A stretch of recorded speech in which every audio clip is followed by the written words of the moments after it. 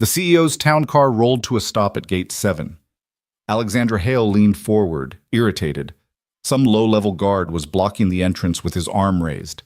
She'd fired people for less. But when her driver honked, the guard didn't move. Instead, he pressed his radio and scanned the undercarriage with a mirror. Then he looked up, and their eyes met through the tinted glass. His face was stone. Hers went pale, because sitting in the back seat, briefcase on her lap, was a woman who'd been dead for 3 years. The morning air was thick with the kind of rain that didn't fall so much as hover, a mist that clung to windshields and blurred the edges of the world. Finn Carter stood beneath the overhang of Gate 7 at Hale Dynamics Tower, coffee in one hand, clipboard in the other, watching the stream of luxury sedans and executive SUVs roll through the checkpoint. His uniform was pressed, his posture relaxed, but his eyes never stopped moving. Count the vehicles, note the passengers, check the badges. Repeat. It was a rhythm he'd learned in another life. In dusty villages where the difference between a farmer's truck and a bomber's van was a matter of seconds and intuition.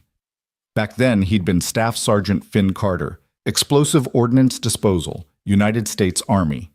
Now he was just Finn, night shift security guard, single father, and the guy nobody really noticed unless something went wrong, which was fine by him.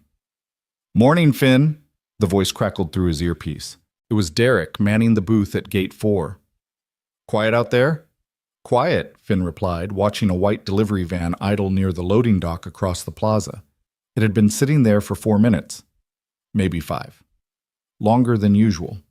"Good. Keep it boring." Finn didn't respond. Boring was a luxury he'd stopped believing in years ago. The van's engine rumbled low, exhaust puffing into the damp air. The driver wore a baseball cap pulled low, face angled away from the security cameras. Finn's hand drifted to his radio. "Derek, you got eyes on the white Sprinter near Dock 3? A pause. "Yeah. Says he's waiting on a signature from facilities." "How long's he been there?" "I don't know, man. Maybe 10 minutes?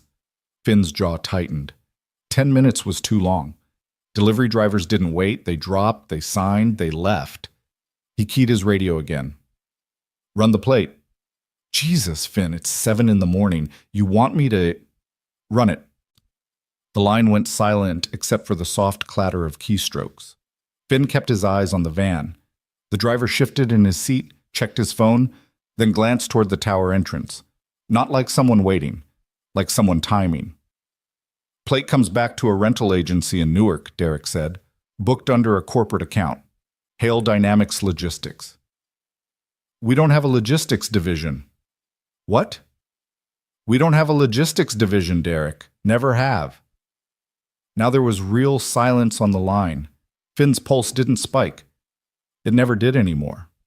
Instead, his mind shifted into the old mode, the one where time stretched and details sharpened. He set down his coffee, clipped the radio to his belt, and started walking toward the van, keeping his stride casual, his hands visible.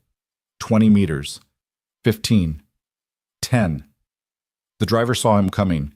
Their eyes met for half a second, and that was all Finn needed. The man's pupils dilated. His hand moved toward the ignition. Finn broke into a sprint. The van's engine roared. Tires screeched.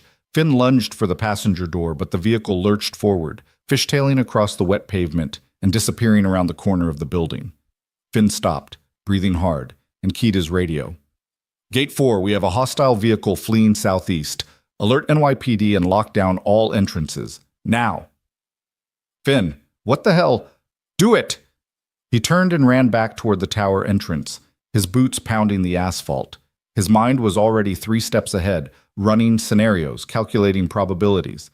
A fake logistics van, a driver who bolted the second he was approached, and 10 minutes of unobserved access near the loading dock, where deliveries came in, where security was thinner, where the service elevator connected directly to the executive floors. Finn hit the lobby doors at a sprint, startling the receptionist behind the marble desk. "Call building security," he shouted. "Evacuate floors 10 through 20. Do it now." "Sir, I can't just—" He didn't wait. He vaulted the turnstile and slammed his badge against the executive elevator panel. The doors slid open with agonizing slowness, and he jabbed the button for the 20th floor, the penthouse level, where Alexandra Hale's office overlooked the city like a glass fortress. As the elevator climbed, Finn's hands were steady, but his mind was racing. He thought of Sarah. He thought of Cobble, of the market square, of the boy with the vest who'd walked too slowly, looked too calm. He thought of the warnings he'd filed, the reports he'd written, the colonel who'd patted him on the shoulder and said, "Carter, you're seeing ghosts." 4 people died that day, including his wife Sarah, who'd been coordinating relief efforts 2 blocks away. He wasn't seeing ghosts, he was counting patterns. The elevator chimed. 20th floor. Finn stepped into the marble and glass corridor, past assistants and junior executives who barely looked up from their phones. At the far end, double doors stood open to Alexandra Hale's corner office, a sprawling space of floor-to-ceiling windows, minimalist furniture, and a desk that probably cost more than Finn's annual salary. And there she was, Alexandra Hale. 34 years old, CEO of Hale Dynamics, one of the largest private defense contractors in the country. Brilliant, ruthless, and currently signing a document with a platinum pen while her assistant hovered nearby with a tablet. Finn didn't knock. He walked straight in. "Ma'am, you need to come with me, right now." Alexandra looked up, her expression shifting from surprise to annoyance in the span of a heartbeat. "Excuse me?" "Ma'am, there's a credible threat to this building. You need to evacuate immediately." Her assistant, a young woman named Claire, stepped forward. "Who are you?" "Finn Carter, building security." "Ma'am, we don't have time to—" "Building security?" Alexandra's voice was ice. "You mean the guy who checks IDs at the gate?" "Yes, ma'am." "And you're telling me to leave my office because of a credible threat?" She set down her pen, folding her arms. "Based on what intelligence? FBI? Homeland Security?" "Based on a van that shouldn't have been here, a driver who ran when I approached, and 10 minutes of unsupervised access to your loading dock." Alexandra stared at him. "That's it? That's your credible threat?" Finn's jaw tightened. "Ma'am, I've seen this before. I know what it looks like when someone's timing an entry. If I'm wrong, you can fire me. But if I'm right and you stay here, I'm not evacuating my building because a security guard had a bad feeling." She turned back to her desk. "Claire, call downstairs and tell them to escort Mr. Carter out of—" The fire alarm screamed to life. All 3 of them froze. Then came the sound, a deep, rolling boom that seemed to rise from the guts of the building itself. The floor shuddered. The windows rattled. And somewhere below them, glass shattered like 1,000 breaking mirrors. Alexandra's face went white. Finn didn't hesitate. He crossed the office in 3 strides, grabbed her by the arm, and hauled her toward the reinforced panic room built into the wall behind her desk, a feature mandated by her father's security team after a kidnapping attempt years ago. "Claire, get in!" he barked. The assistant stumbled forward and Finn shoved both women into the narrow steel-lined space. He followed them in and slammed the door, spinning the manual lock just as another explosion rocked the building, closer this time, maybe 2 floors down. The lights flickered, smoke detectors wailed, and in the sudden, suffocating darkness of the panic room, Alexandra Hale finally spoke. "How did you know?" Finn leaned against the door, his shoulder braced against the steel, and closed his eyes. "Because I didn't listen last time. 2 years earlier. Kabul." The heat in Afghanistan was a living thing. It pressed down on you, made your thoughts slow and sticky, made you want to sit in the shade and do nothing. But Finn Carter wasn't built for doing nothing. He crouched in the dirt outside a compound in the Shahri-Naw district, his tools spread on a canvas tarp, his gloved hands steady as he examined the device they'd pulled from beneath a contractor's truck. It was crude. Pressure plate, cell phone trigger, 15 pounds of homemade explosive. But crude didn't mean safe. "How's it look, Sergeant?" asked Lieutenant Moss, standing 10 feet back with his rifle slung. "Stable for now," Finn replied. "But the wiring's sloppy. Could be a secondary trigger. Can you disarm it?" "Give me 5 minutes." Sarah's voice crackled in his earpiece. She was 2 blocks away, coordinating with an NGO at a school reopening. "Finn, you copy?" "I'm here," he said softly, pulling a wire free with needle-nose pliers. "Just checking. You've been quiet." "Kinda busy, babe." She laughed, a sound that always made the heat feel lighter. "I know, just be safe, okay?" "Always am." He wasn't. 3 hours later, after he'd flagged a second device near the market square and filed a report with his CO, the colonel had pulled him aside. "Carter, you're seeing threats where there aren't any. You filed 3 reports this week. 2 were false alarms. Sir, the pattern suggests you're burned out. Take a break. Go see your wife." Finn had wanted to argue. He'd wanted to show him the frequency data, the timing intervals, the way the devices were placed in a grid that suggested coordination, not randomness. But he was a sergeant, and the colonel was a colonel, and that was that. So he'd gone to see Sarah. She'd been in the school when the vest detonated. 4 dead, 11 injured. And Sarah, beautiful, brilliant Sarah, who'd believed the world could be better if you just tried hard enough, gone in an instant. The investigation later confirmed what Finn had suspected. The devices were part of a coordinated network. The bomber had been scouting for weeks. Finn's reports had been accurate. They just hadn't been believed. Present day. The panic room. Alexandra's voice cut through the memory like a knife. "Carter. Carter, are you listening?" Finn opened his eyes. The emergency lighting in the panic room cast everything in a sickly red glow. Claire was hyperventilating in the corner, and Alexandra was staring at him with a mixture of fear and fury. "How long do we have to stay in here?" she demanded. "Until the structure's stable and the sweep team clears the building." "And how long is that?" "Could be an hour, could be 6. 6 hours?" Her voice rose. "I have a board meeting in 2 hours. I have investors flying in from it." "Ma'am?" Finn's voice was flat, emotionless. "There are at least 2 explosions in this building. We don't know if there are more. We don't know if the structure's compromised. And we don't know if whoever set this is still inside. So you're going to sit here, in this room, until I say it's safe. Understood?" For a long moment, Alexandra just stared at him. Then slowly, she sank onto the bench along the wall. "You said you didn't listen last time," she said quietly. "What did you mean?" Finn didn't answer right away. He pressed his ear to the door, listening for footsteps, for voices, for the sound of secondary collapses. When he was satisfied, he sat down opposite her. "I was Army EOD," he said. "Explosive Ordnance Disposal. I spent 6 years in Iraq and Afghanistan defusing bombs. I got good at spotting patterns, timing, placement, behavior, and one day I saw a pattern that didn't make sense, so I filed a report. My CO told me I was paranoid. And 4 people died, including my wife." The silence that followed was heavier than the smoke seeping under the door.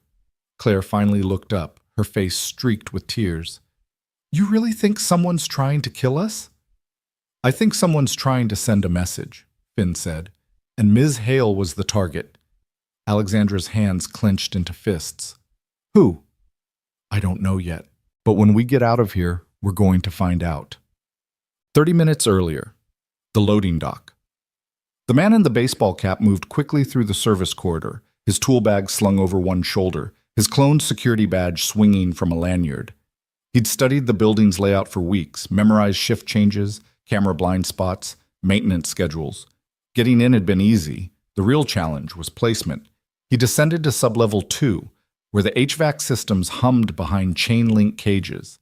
He knelt beside a junction box, opened his bag, and pulled out 2 devices, each the size of a lunchbox, wrapped in duct tape and wired to cell phone triggers. The first one went behind the air intake for floors 15 through 20. The second went near the structural support column for the east wing. He didn't arm them yet. Not until he was clear. He checked his watch. 7:42 a.m. Alexandra Hale would be in her office by now, signing contracts, making deals, pretending she gave a damn about the people she'd destroyed to get there. He thought of his daughter, thought of the medical bills, the foreclosure notice, the severance package that barely covered a month's rent, thought of the email he'd sent HR, polite, desperate, begging for his job back, and the automated reply that had come 6 hours later. "Your employment with Hale Dynamics has been terminated. This decision is final. Final." He armed the first device, then the second. Then he walked out of the building, climbed into his white van, and drove away. Awesome. The panic room. Present. Finn's radio crackled to life. "Security Team 1 to Carter. Do you copy?" He pressed the button. "Carter here. I'm in the executive panic room with Ms. Hale and her assistant. What's the situation? 2 confirmed explosions, sublevel 2 and floor 17. Fire suppression is active, but we've got structural damage on the east side. FDNY's on scene, buildings being evacuated. Any casualties? A pause. 3 injured, no fatalities so far. Finn closed his eyes and exhaled. Copy that. We're staying put until you give the all clear. Understood. Sit tight, Carter. You did good. He clipped the radio back to his belt and looked up to find Alexandra staring at him. Why? She asked. Why what? Why did you come up here? You could have run. You could have evacuated with everyone else. Why risk your life for someone you don't even know? Finn met her gaze, and for the first time she saw something raw behind his eyes. Something that looked like grief and guilt and a determination so fierce it was almost frightening. Because last time I didn't, he said simply.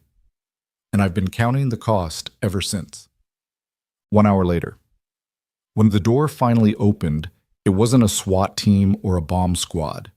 It was a tall black woman in an FBI windbreaker, flanked by 2 agents with tactical gear and very serious expressions.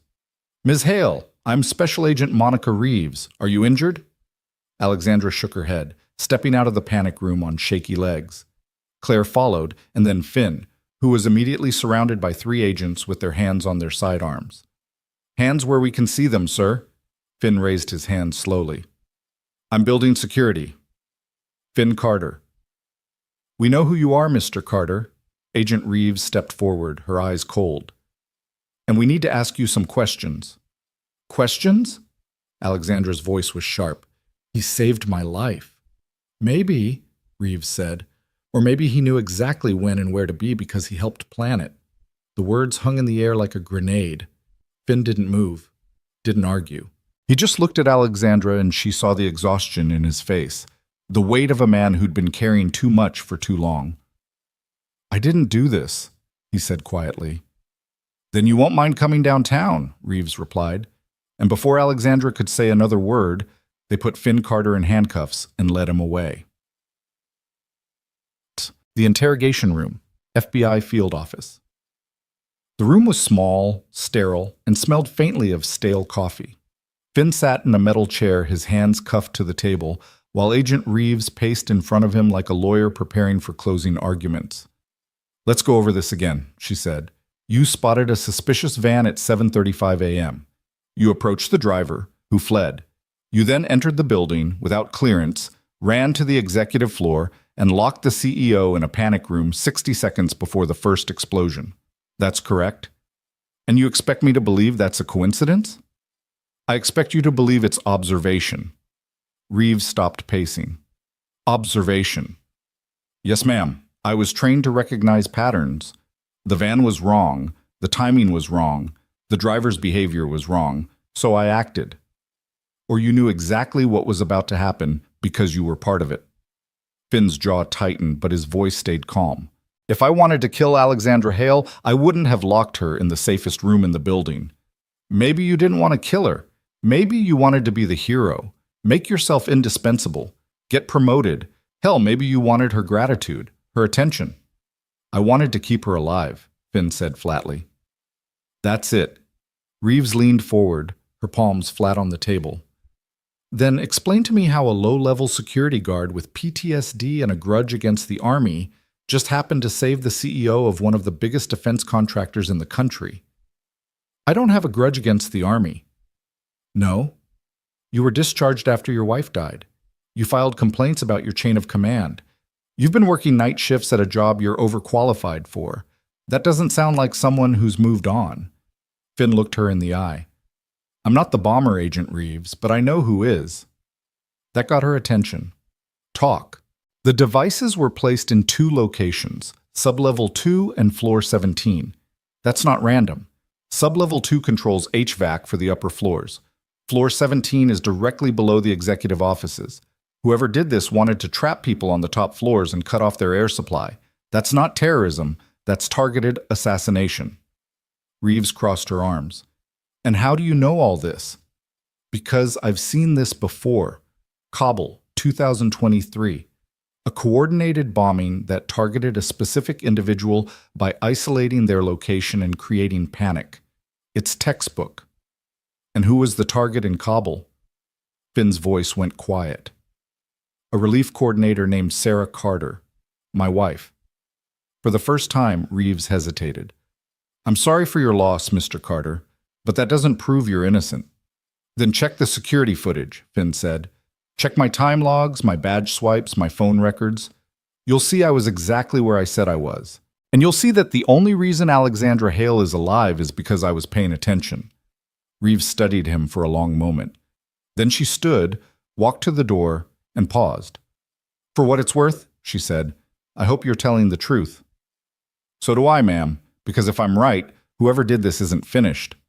The door closed, and Finn was left alone in the silence, counting the seconds until the next explosion. The fluorescent lights buzzed overhead like angry insects, and Finn counted them. 1, 2, 3, 4, the way he always counted things when the walls started closing in. It was a trick Sarah had taught him during his first deployment, back when the nightmares were so bad he couldn't sleep more than 2 hours at a stretch. Count something, she'd said, her voice crackling through the satellite phone from their tiny apartment in Georgia. Count stars, count breaths, count anything. It gives your brain something to hold on to. He was holding on to the edge of the table now, his cuffed hands pressed flat against the cold metal, when the door opened again. But it wasn't Agent Reeves who walked in.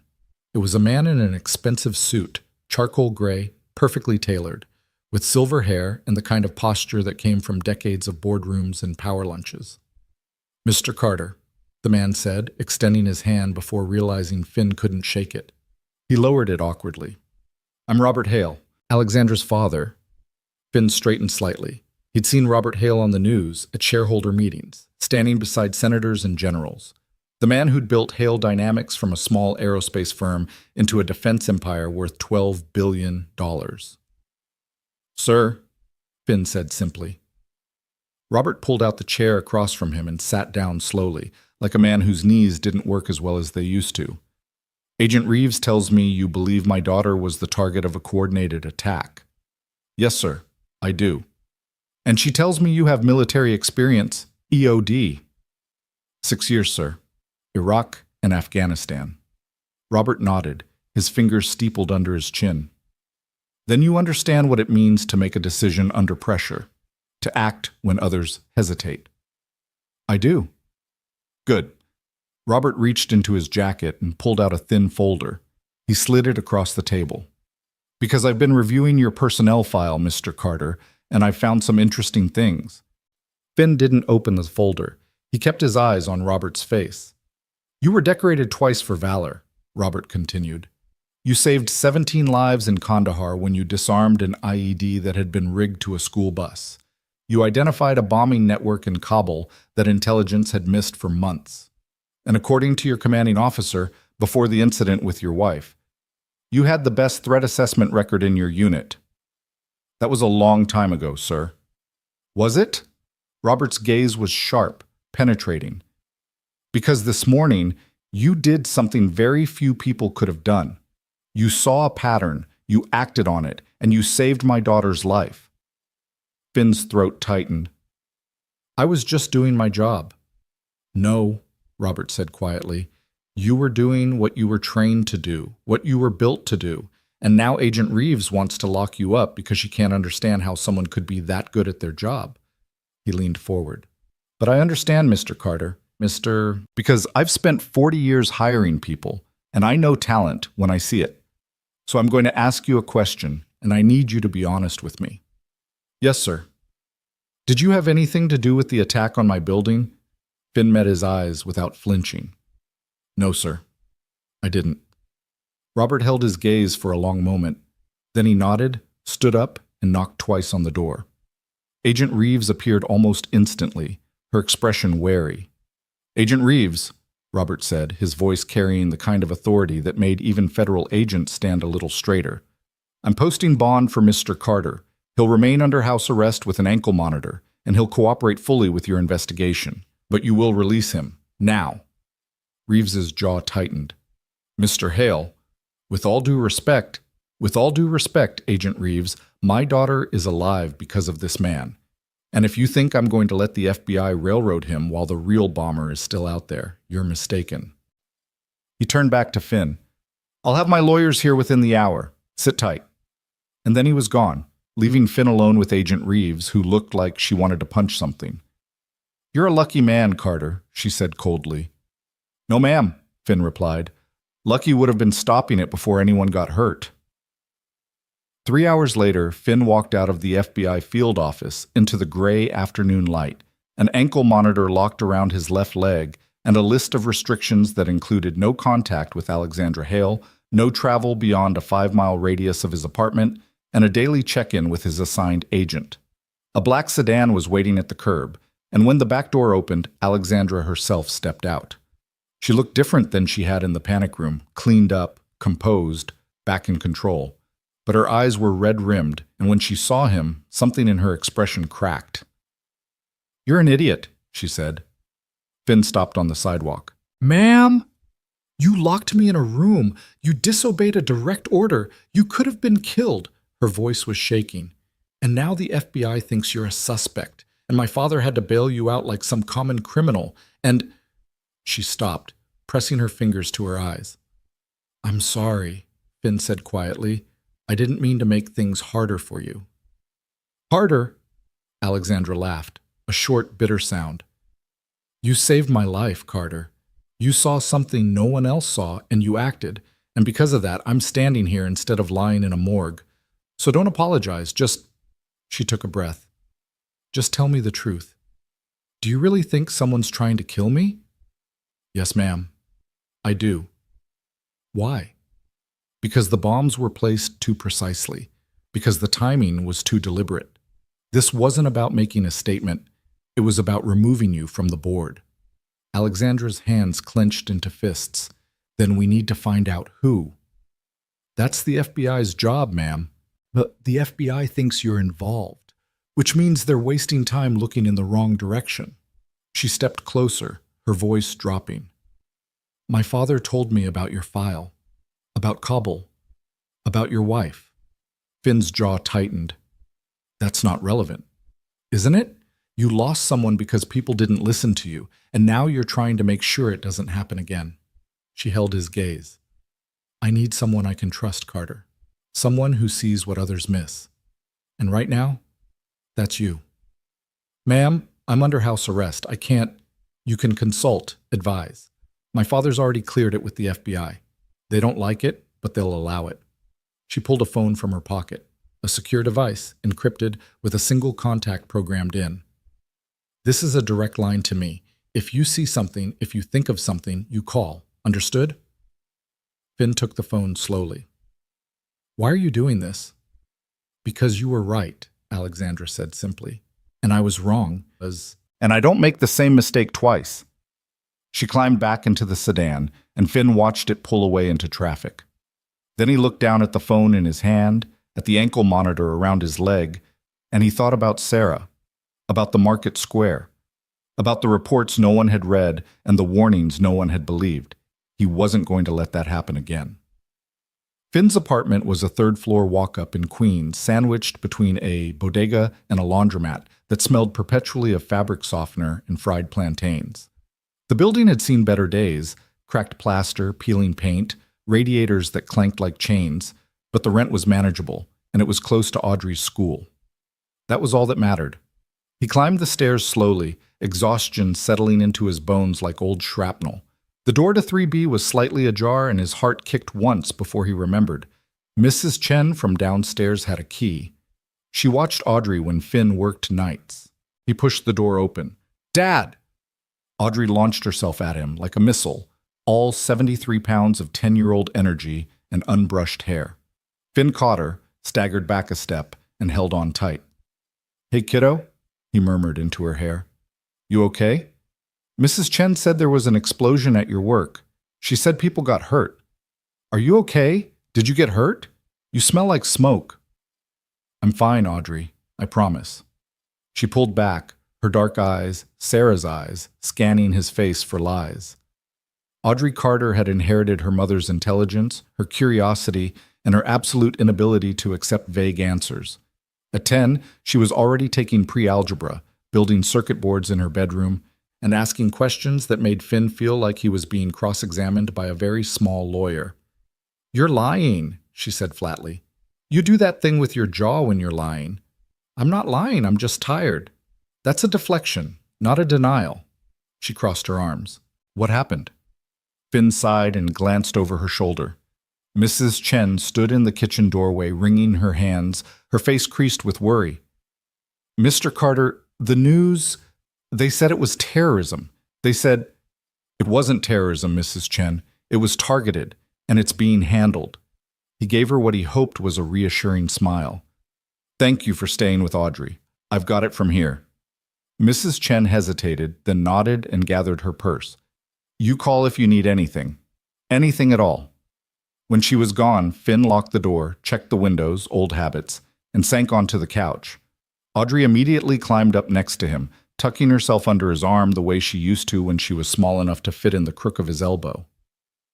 "Tell me what happened," she said quietly. So he did. Not everything, not the panic room, not the interrogation, not the part where he'd thought for a split second that he was going to die in that office. But enough. Enough for her to understand that he'd seen something wrong, acted on it, and kept people safe. When he finished, Audrey was quiet for a long time. Then she said, "You did what Mom would have done." Finn's chest tightened. "What do you mean?" "She always said you had to trust your gut. That data was important, but intuition was what kept you alive." Audrey looked up at him. "You trusted your gut today, and you saved people. That's what she would have done." He kissed the top of her head. "Yeah, kiddo, it is." That night, after Audrey was asleep, Finn sat at the small desk in the corner of his bedroom and opened his laptop. The FBI had confiscated his work computer, but they hadn't touched his personal files, and Finn had been making backups of building security data for months, not because he was paranoid, because he was thorough. He pulled up the footage from Gate 7, scrubbing backward through the morning's arrivals. The white van appeared at 7:14 a.m., pulling into the loading dock with no visible plates on the front bumper. The driver kept his face turned away from the cameras. Deliberate, practiced. At 7:22, a figure in a maintenance uniform entered the building through the service entrance. Badge swipe, 072218. Finn froze the frame and zoomed in. The badge was clipped to the man's belt, partially obscured, but the ID number was visible, 4728B. He cross-referenced it against the employee database he'd downloaded last month during a routine audit. Employee 4728B, Marcus Teague, maintenance technician, hired 8 months ago. Finn pulled up Teague's personnel file. Clean background check. No criminal record. Previous employment at a private security firm in New Jersey. References checked out. But something was off. He ran a reverse image search on Teague's employee photo. Nothing. He searched for Marcus Teague in New Jersey court records, property records, social media.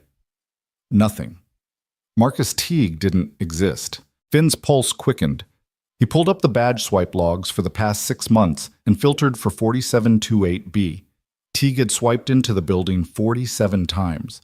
Always during off-peak hours, always through service entrances, always in areas with minimal camera coverage. He'd been planning this for months. Finn grabbed the encrypted phone Alexandra had given him and dialed. She answered on the second ring. "Carter?" "The bomber's not external, ma'am. He's internal. Maintenance staff. Badge number 4728B, Marcus Teague. Except Marcus Teague doesn't exist. It's a ghost identity." There was a pause. Then Alexandra's voice, sharp and focused. "How do you know this?" "Because I've been tracking badge swipes and access patterns for 6 months. Teague's movements don't match normal maintenance behavior. He's been scouting, learning the building, and this morning he walked in through the service entrance 22 minutes before the first explosion." "Hold on." He heard her typing, heard voices in the background. "I'm looping in Agent Reeves. Stay on the line." A moment later, Agent Reeves's voice cut in, clipped and skeptical. "Carter, if this is some attempt to deflect suspicion, it's not. Check your own footage. Service entrance, 7:22 a.m., badge 4728B. Then check your employee database. Marcus Teague was hired 8 months ago, but he has no digital footprint before that. No social media, no prior addresses, no credit history. He's a fabrication. There was a long silence. Then Reeves said, "We'll verify." "Don't go anywhere, Carter." "I'm wearing an ankle monitor, Agent Reeves. I couldn't go anywhere if I wanted to." The line went dead. Finn set the phone down and leaned back in his chair, staring at the frozen image of Marcus Teague on his screen. The man's face was partially turned away, but Finn could see enough. The set of his jaw, the tension in his shoulders, the way he moved with purpose, not panic. This was someone who'd been hurt, someone who'd lost something, someone who blamed Alexandra Hale. Finn understood that feeling better than he wanted to admit. By morning, the FBI had confirmed what Finn already knew. Marcus Teague was a false identity, created 8 months ago using stolen credentials and a fabricated work history. The real Marcus Teague had died in a car accident in 2019. The man who'd bombed Hale Dynamics had stolen his name, his social security number, and his face, or at least a close enough approximation that background checks hadn't flagged it. Agent Reeves called Finn at 6 a.m., her voice tight with frustration. "We're running facial recognition on every employee hired in the past year. We're also pulling financial records, looking for anyone with a grudge against Hale Dynamics." "You won't find him that way," Finn said, staring at his laptop screen. He hadn't slept. "He's not angry at the company. He's angry at her." "Explain." "The bombs were placed to isolate the executive floors, not to destroy the building, not to maximize casualties, just to trap Alexandra Hale and make sure she couldn't escape. This is personal." "Then who has a personal vendetta against a billionaire CEO? Someone she fired, someone she destroyed, someone who lost everything because of a decision she made." Finn pulled up another file, a list of terminations from the past 2 years. "I need access to Hale Dynamics HR records, severance packages, wrongful termination suits, anyone who was let go under contentious circumstances." "That's confidential. Agent Reeves, this man built bombs and planted them in a secured facility. He's not done. If you want to stop him before he tries again, you need to let me help." Another long pause. Then Reeves sighed. "I'll talk to Ms. Hale. But Carter, if you're playing me, if this is some kind of game, it's not a game, ma'am. It's pattern recognition. And I'm very good at it." 2 hours later, Finn's laptop pinged with an encrypted file transfer. Alexandra had sent him full access to Hale Dynamics' HR database, along with a message, "Find him." Finn opened the files and started reading. Terminations, resignations, layoffs, disciplinary actions. There were hundreds of names, thousands of pages of documentation. But Finn had learned patience in the Army, learned to sift through noise until the signal emerged. He filtered for terminations in the past 18 months. Then he filtered for employees with technical skills, engineering, IT, maintenance. Then he filtered for those who'd filed complaints or grievances. 12 names. He cross-referenced those names against the dates Marcus Teague had been hired. One name jumped out. Clinton Zane, electrical engineer hired in 2019, promoted twice. Then terminated in March of last year, 6 weeks before Marcus Teague's first badge swipe. Finn pulled up Zane's file. 42 years old, married, 1 daughter, worked in advanced weapons systems, specifically guidance algorithms for missile defense. Terminated for gross insubordination and security violations after he'd refused to sign off on a contract that he claimed was unsafe. There was a note in his file from Alexandra herself. "Mr. Zane's concerns have been reviewed and found to be without merit. His refusal to comply with company policy leaves us no choice but to terminate his employment immediately." Finn kept reading. After his termination, Zane had filed a wrongful termination suit. It was dismissed. He'd appealed, dismissed again. Then his wife had filed for divorce. Then his daughter had been diagnosed with leukemia, and the medical bills, no longer covered by Hale Dynamics insurance, had bankrupted him. Finn sat back, his stomach churning. Clinton Zane hadn't just lost his job, he'd lost everything. And he blamed Alexandra Hale. Finn called Agent Reeves. "I have your bomber. Clinton Zane, former electrical engineer. Terminated March 2024. He's using the alias Marcus Teague." "How do you know?" Because the timeline matches, because his skill set matches, and because he had motive, means, and opportunity. Finn sent her the file. He lost his job, his marriage, and his daughter's health because of a decision Alexandra made. He's not trying to make a statement, he's trying to make her pay. Reeves was silent for a moment. Then she said, "We're issuing a warrant. Do not approach this man, Carter. Do not investigate on your own. Are we clear?" "Crystal, ma'am." But even as he said it, Finn was already pulling up property records for Clinton Zane, because he knew something Agent Reeves didn't. Men like Zane didn't stop with one bomb. They stopped when they were finished, or when someone stopped them. Clinton Zane's last known address was a foreclosed townhouse in Staten Island, seized by the bank 4 months ago. But Finn knew better than to trust last known addresses. He pulled up utility records, cell phone pings, credit card transactions, anything that might tell him where Zane had gone after he'd lost his home. Nothing. The man had gone dark, but then Finn noticed something. 3 weeks ago, there'd been a 911 call from a storage facility in Brooklyn, a noise complaint, someone running a generator after hours. The call had been logged but never followed up on. Finn pulled the facility's address and cross-referenced it against Zane's financial records. Bingo. Storage Unit 237, rented under his wife's maiden name. Finn stared at the address on his screen. Then he looked down at the ankle monitor locked around his leg. He thought about Sarah, about Kabul, about the reports he'd filed and the warnings no one had believed. He thought about Audrey, asleep in the next room, and what would happen to her if he got himself killed doing something stupid. Then he picked up the encrypted phone and called Alexandra. "I know where he is," Finn said when she answered, "and I need you to trust me one more time." Alexandra's voice came through sharp and immediate. "Where?" "Storage facility in Red Hook, Unit 237, rented under his ex-wife's maiden name." Finn was already pulling up satellite images on his laptop, studying the layout. Single-story concrete building, 12-foot chain-link fence, security camera at the main gate. "But I need you to convince Agent Reeves to move fast. If Zane knows we've identified him, he'll rabbit, or worse. Worse how? He's an electrical engineer who specializes in guidance systems. He knows how to build remote triggers, deadman switches, fail-safes." Finn zoomed in on the storage facility's power grid. If he's been working out of that unit for weeks, he's not just sitting on one bomb, he's sitting on an arsenal.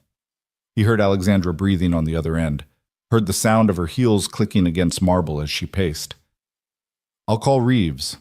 But Carter, stay where you are. You're under house arrest. If you violate the terms, I know what happens, ma'am. But if the FBI goes in heavy tactical gear and helicopters, Zane will see them coming. He'll detonate whatever he has left, and people will die. You need someone who can talk him down, someone who understands what he's going through." "You?" "I've been where he is, ma'am. I've lost someone because the system failed. The difference is I didn't turn it into rage." Finn closed his laptop. "Let me try." There was a long silence. Then Alexandra said quietly, "My father told me about your wife, about how she died because your commanders didn't listen to your warnings. And I've been thinking about that all night, about how I almost did the same thing, how I almost ignored you because I was too arrogant to believe a security guard could see something I couldn't. Ma'am, let me finish. You saved my life yesterday, and now you're trying to save more lives, even though you're under house arrest, even though the FBI thinks you might be involved. That's not rage, Carter. That's honor. And I won't let you throw that away by violating your bail terms." Finn's jaw tightened.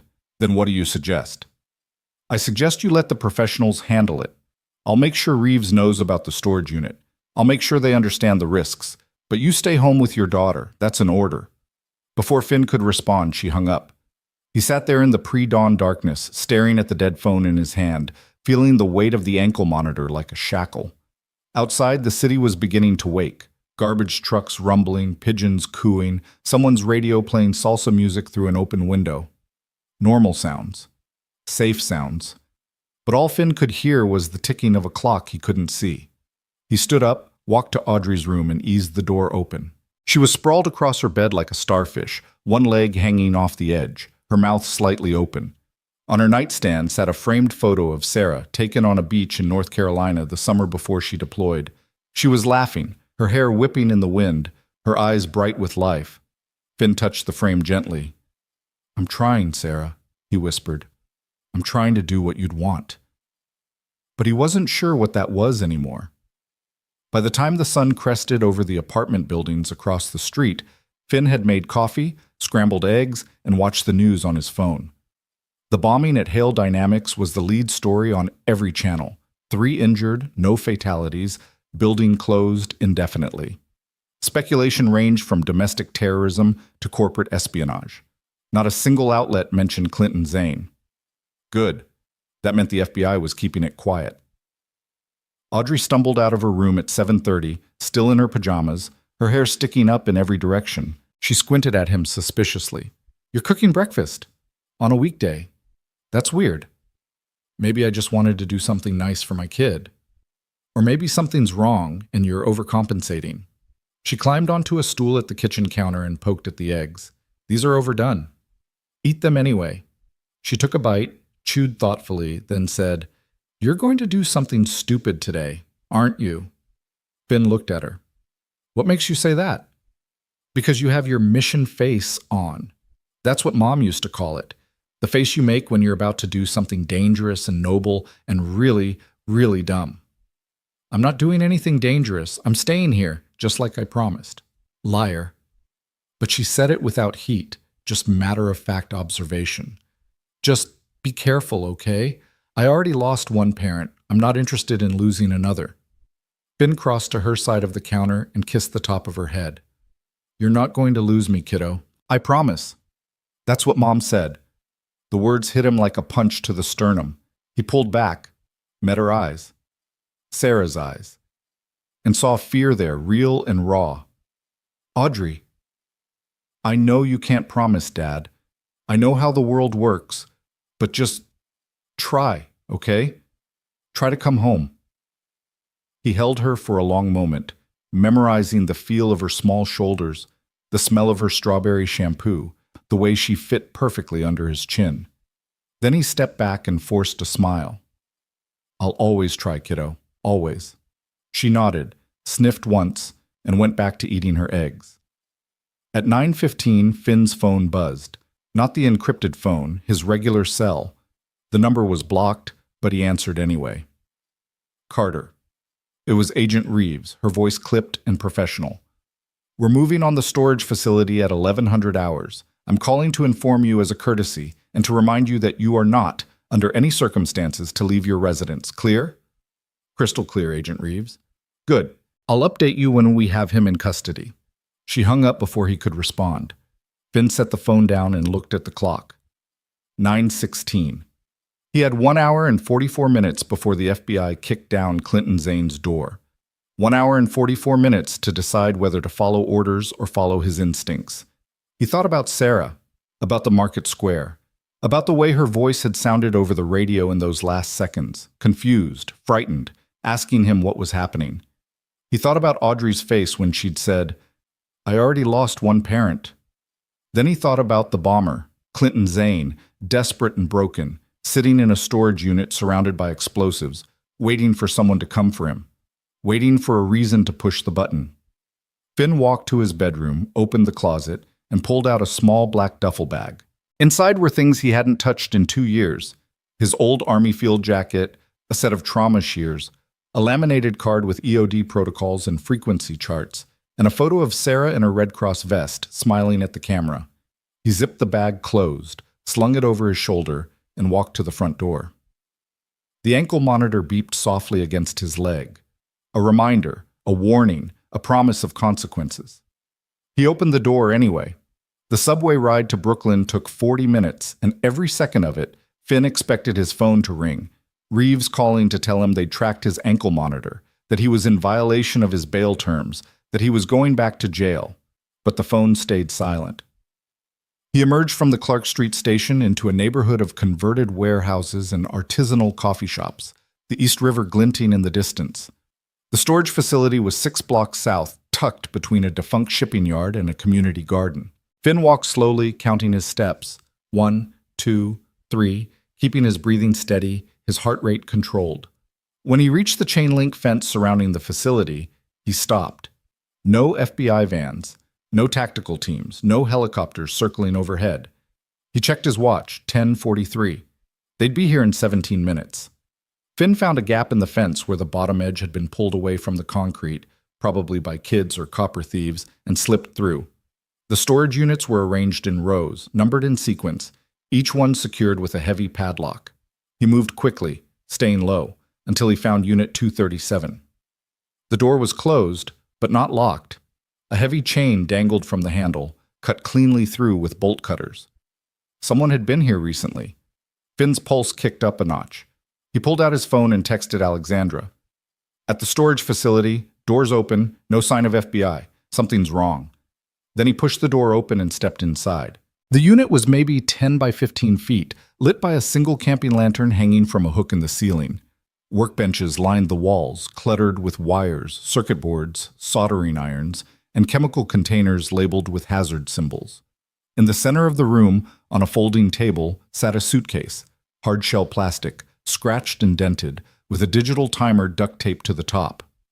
003824, 003823, 003822. Finn's breath caught. 38 minutes. Zane had set a timer, not a dead man switch, not a remote trigger. A simple countdown, probably armed the moment the door was opened, or the moment he knew the FBI was coming. Finn stepped closer, careful not to touch anything, his eyes scanning the device. The suitcase was wired to the timer through a relay board, military-grade, surplus, probably purchased online.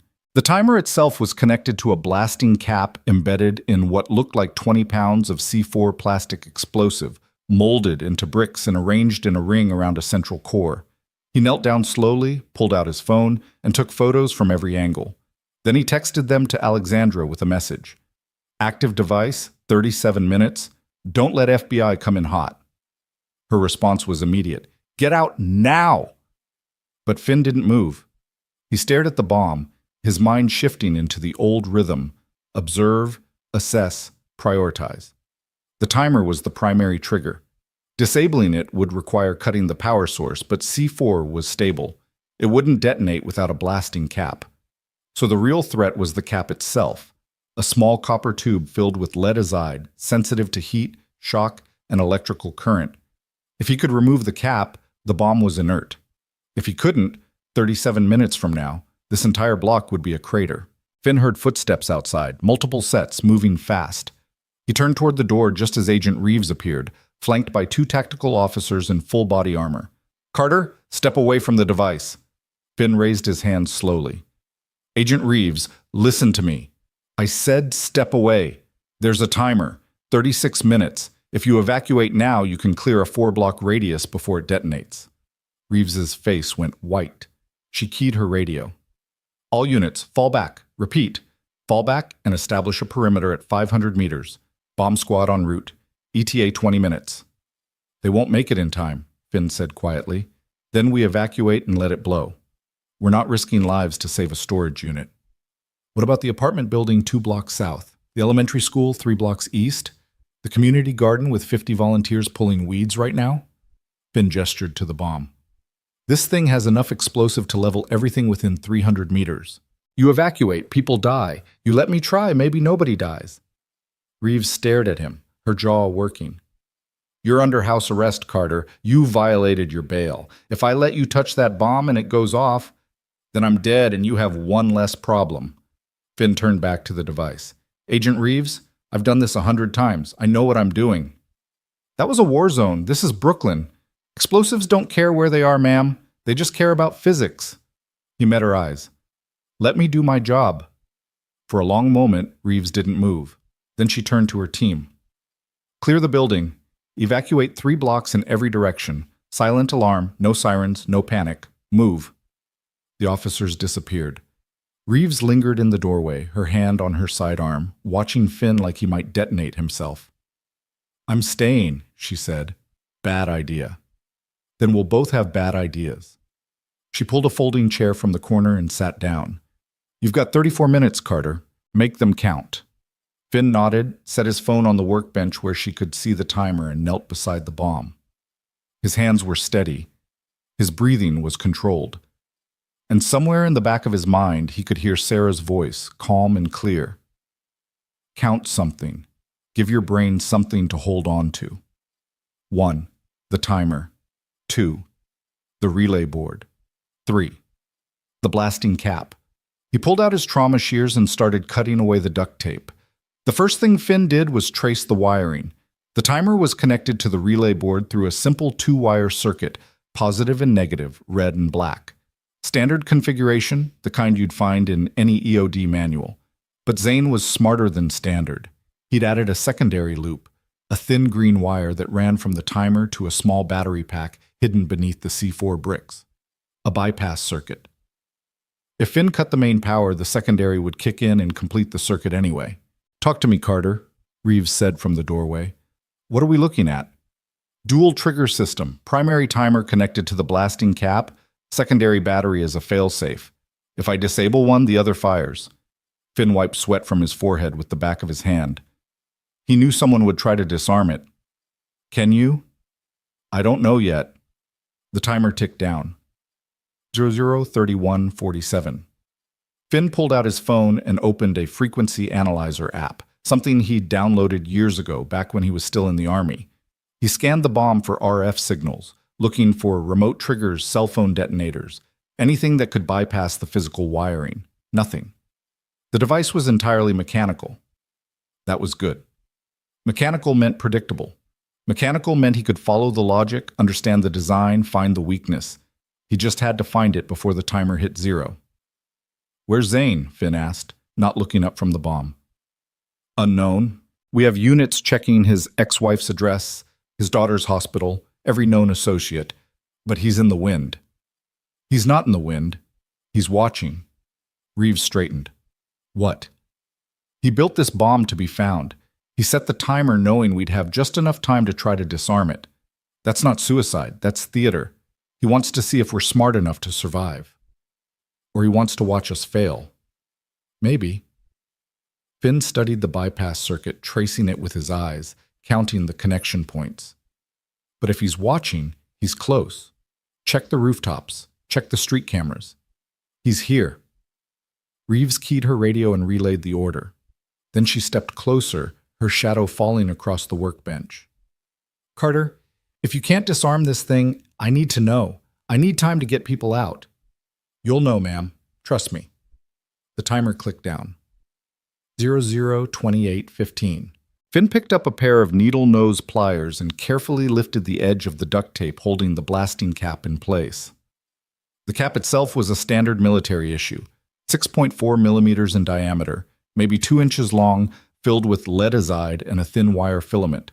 The filament was the key. When electricity passed through it, it heated up, ignited the leadazide, and triggered the C4. No electricity, no ignition. No ignition, no explosion. Simple. Except the filament was connected to both the primary timer and the secondary battery. If Finn cut one, the other would fire.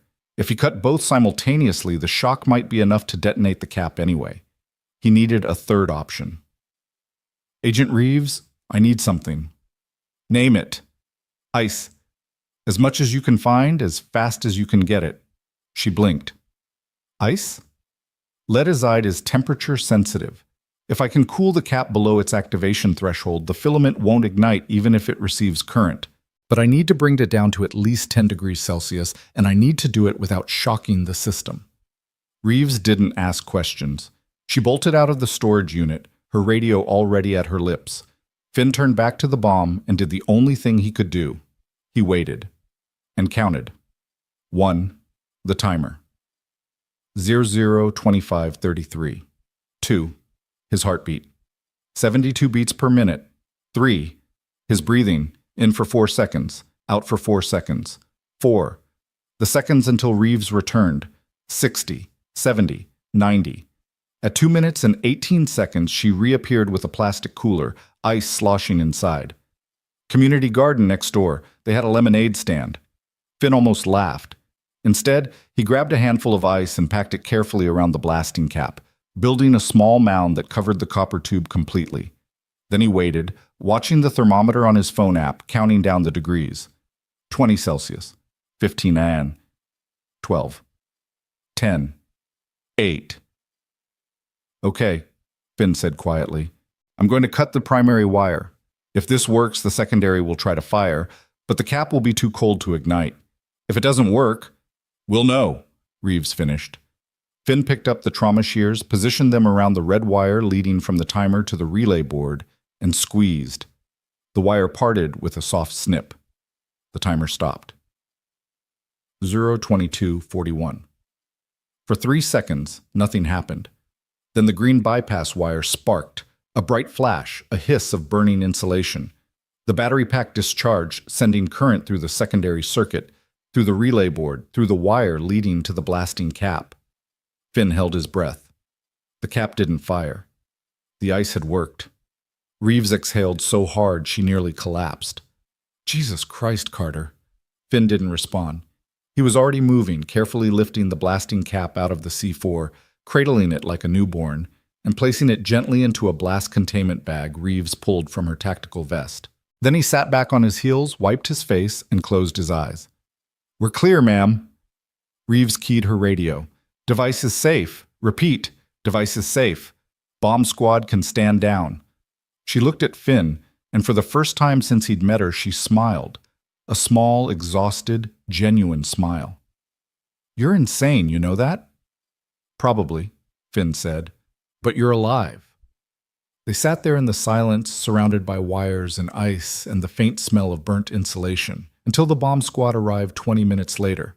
The lead technician, a grizzled sergeant named DeMarco, took one look at the disassembled device and whistled low. Who disarmed this? He did, Reeves said, nodding at Finn. DeMarco studied Finn for a long moment. You EOD? Was. Long time ago. Well, you haven't lost your touch. DeMarco knelt beside the bomb, examining the bypass circuit, the frozen blasting cap, the severed wires. This is textbook work. Better than textbook. You thinking about coming out of retirement? I'm thinking about not going to jail, Finn said dryly. DeMarco laughed. Fair enough. As the bomb squad carefully transported the device to their van, Reeves pulled Finn aside. You violated your bail terms, Carter. You left your residence, removed your ankle monitor, yes, I noticed, and inserted yourself into an active federal investigation. By all rights, I should arrest you right now. Yes, ma'am. But you also just saved about 200 lives, including mine. So here's what's going to happen. You're going to go back to your apartment. You're going to put that ankle monitor back on, and you're going to pretend you never left. Understood? Finn met her eyes. What about Zane? We'll find him. Will you? Finn gestured to the storage unit. He built this bomb knowing someone would try to disarm it. He set the timer knowing we'd have just enough time. That's not desperation, Agent Reeves. That's control. He's not finished. Boom. Reeves's jaw tightened. Then what do you suggest? Let me talk to him. Absolutely not. Why? Because I'm a civilian? Because I violated my bail? Or because you don't trust me? Because he's a bomber, Carter. And bombers don't negotiate. They detonate. Not all of them. Finn thought about Kabul, about the market square, about the young man with the vest who'd stood frozen in the middle of the street, his thumb on the trigger, tears streaming down his face. Finn had talked to him for 40 minutes while EOD worked to jam the signal. The kid had surrendered, lived to see trial. Some of them just want to be heard. Reeves shook her head. I can't authorize that. Then don't authorize it. Just don't stop me. Before she could respond, Finn's phone buzzed, the encrypted phone Alexandra had given him. He pulled it out, saw the message, and felt his blood run cold. He's at my building. He's at my daughter. Finn didn't remember running. He didn't remember pushing past Reeves, vaulting the chain-link fence, sprinting 6 blocks to the subway station. All he remembered was the message on his screen, the words burned into his brain like a brand. Your daughter is beautiful. She has her mother's eyes. The subway ride back to Queens took an eternity.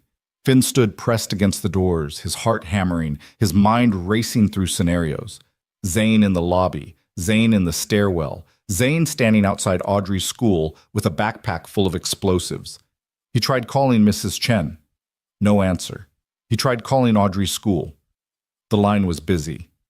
When the train finally screeched into his stop, Finn exploded onto the platform and ran, through the turnstile, up the stairs, down the street, his lungs burning, his legs screaming. He burst through the door of his apartment building and took the stairs 3 at a time, not trusting the elevator, not trusting anything.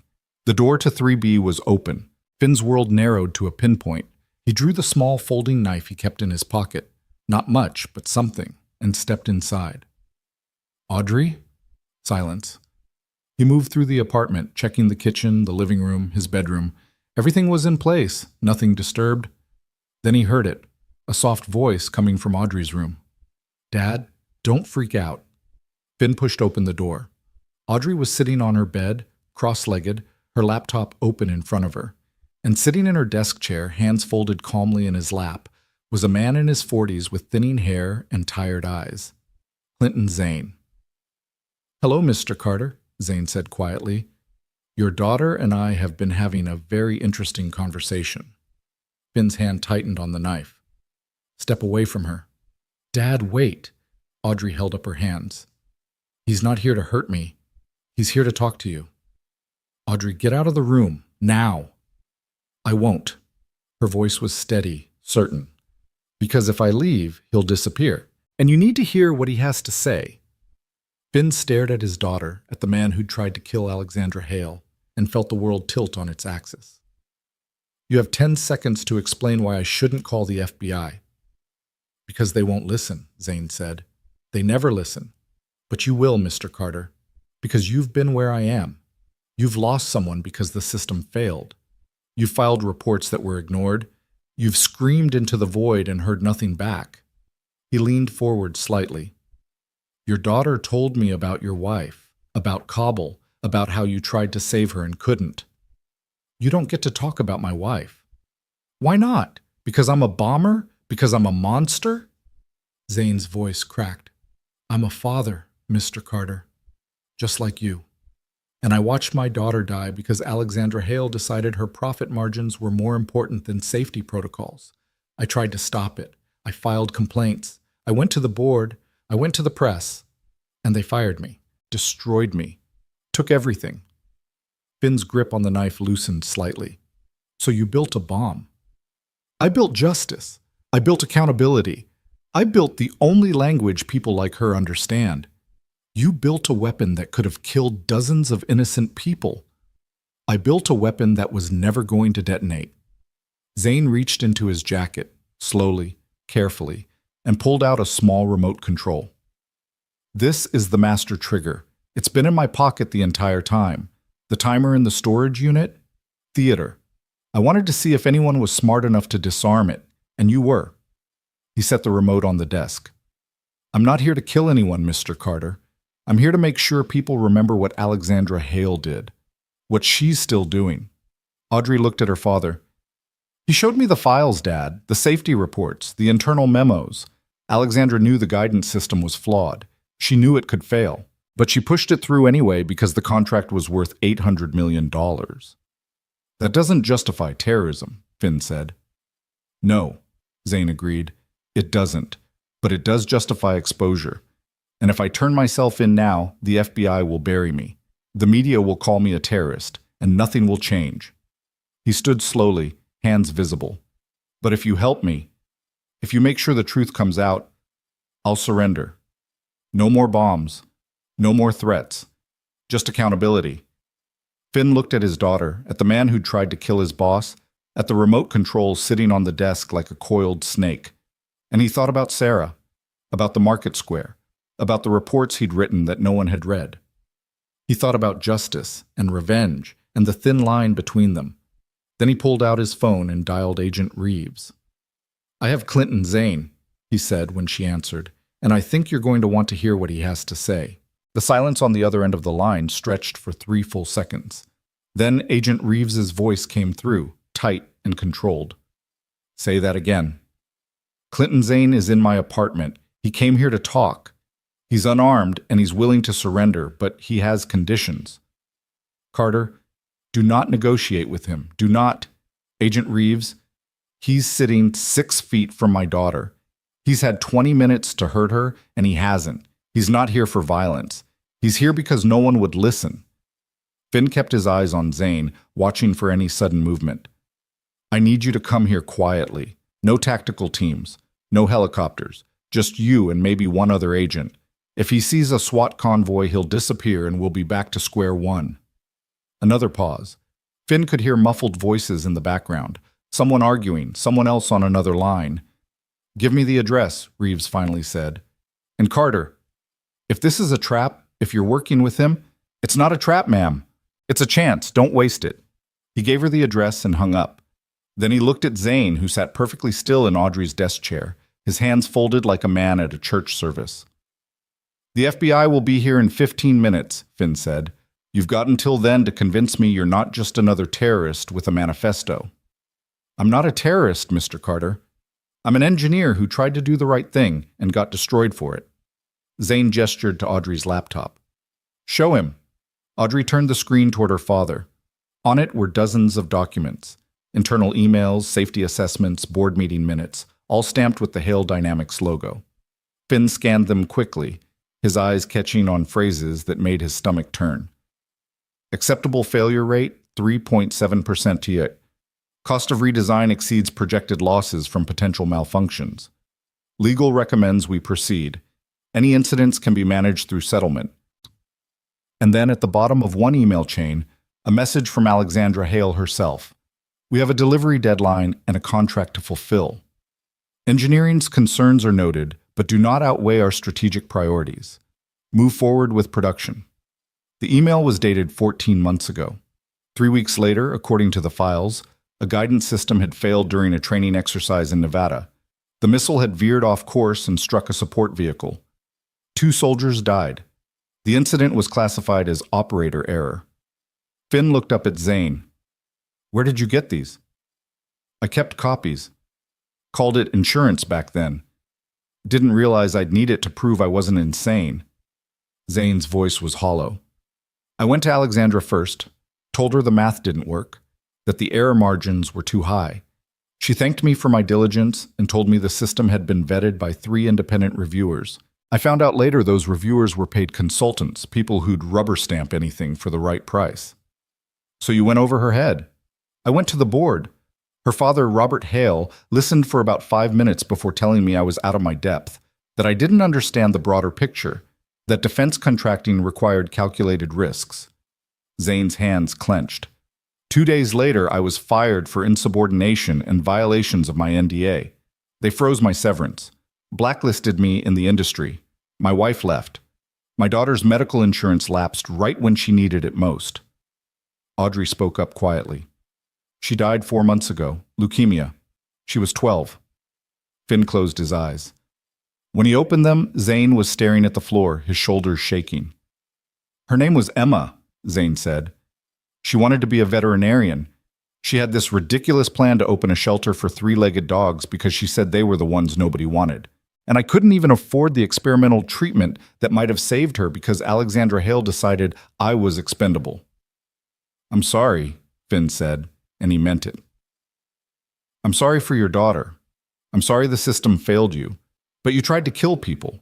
You planted bombs in a building full of workers who had nothing to do with your firing. I planted bombs in a building after hours, in locations designed to create panic but minimal casualties. The timer was set for when the building would be mostly empty. The devices were placed to cause structural damage, not mass death.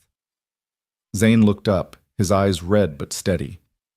I wanted her to feel what I felt. Trapped, helpless, terrified. I wanted her to understand what it's like when the walls close in and nobody's coming to save you. And did she? Finn asked. Did Alexandra Hale learn anything from being locked in a panic room while her building burned? I don't know. But you did save her, and that's why I'm here. Because if there's anyone who might actually give a damn about the truth, it's the guy who's been ignored his whole life and kept trying anyway. Finn heard footsteps in the hallway, soft, measured, professional. He moved to the door and opened it before anyone could knock. Agent Reeves stood in the corridor with one other agent, a younger man with sharp eyes and a hand resting on his sidearm. He's in my daughter's room, Finn said. He's unarmed. He says he'll surrender if you guarantee the evidence he has gets reviewed by someone outside Hale Dynamics' sphere of influence. Reeves looked past him into the apartment. And you believe him? I believe he's telling the truth about the documents. Whether that justifies what he did, that's for a court to decide. Reeves nodded slowly and stepped inside. The other agent followed, positioning himself near the door.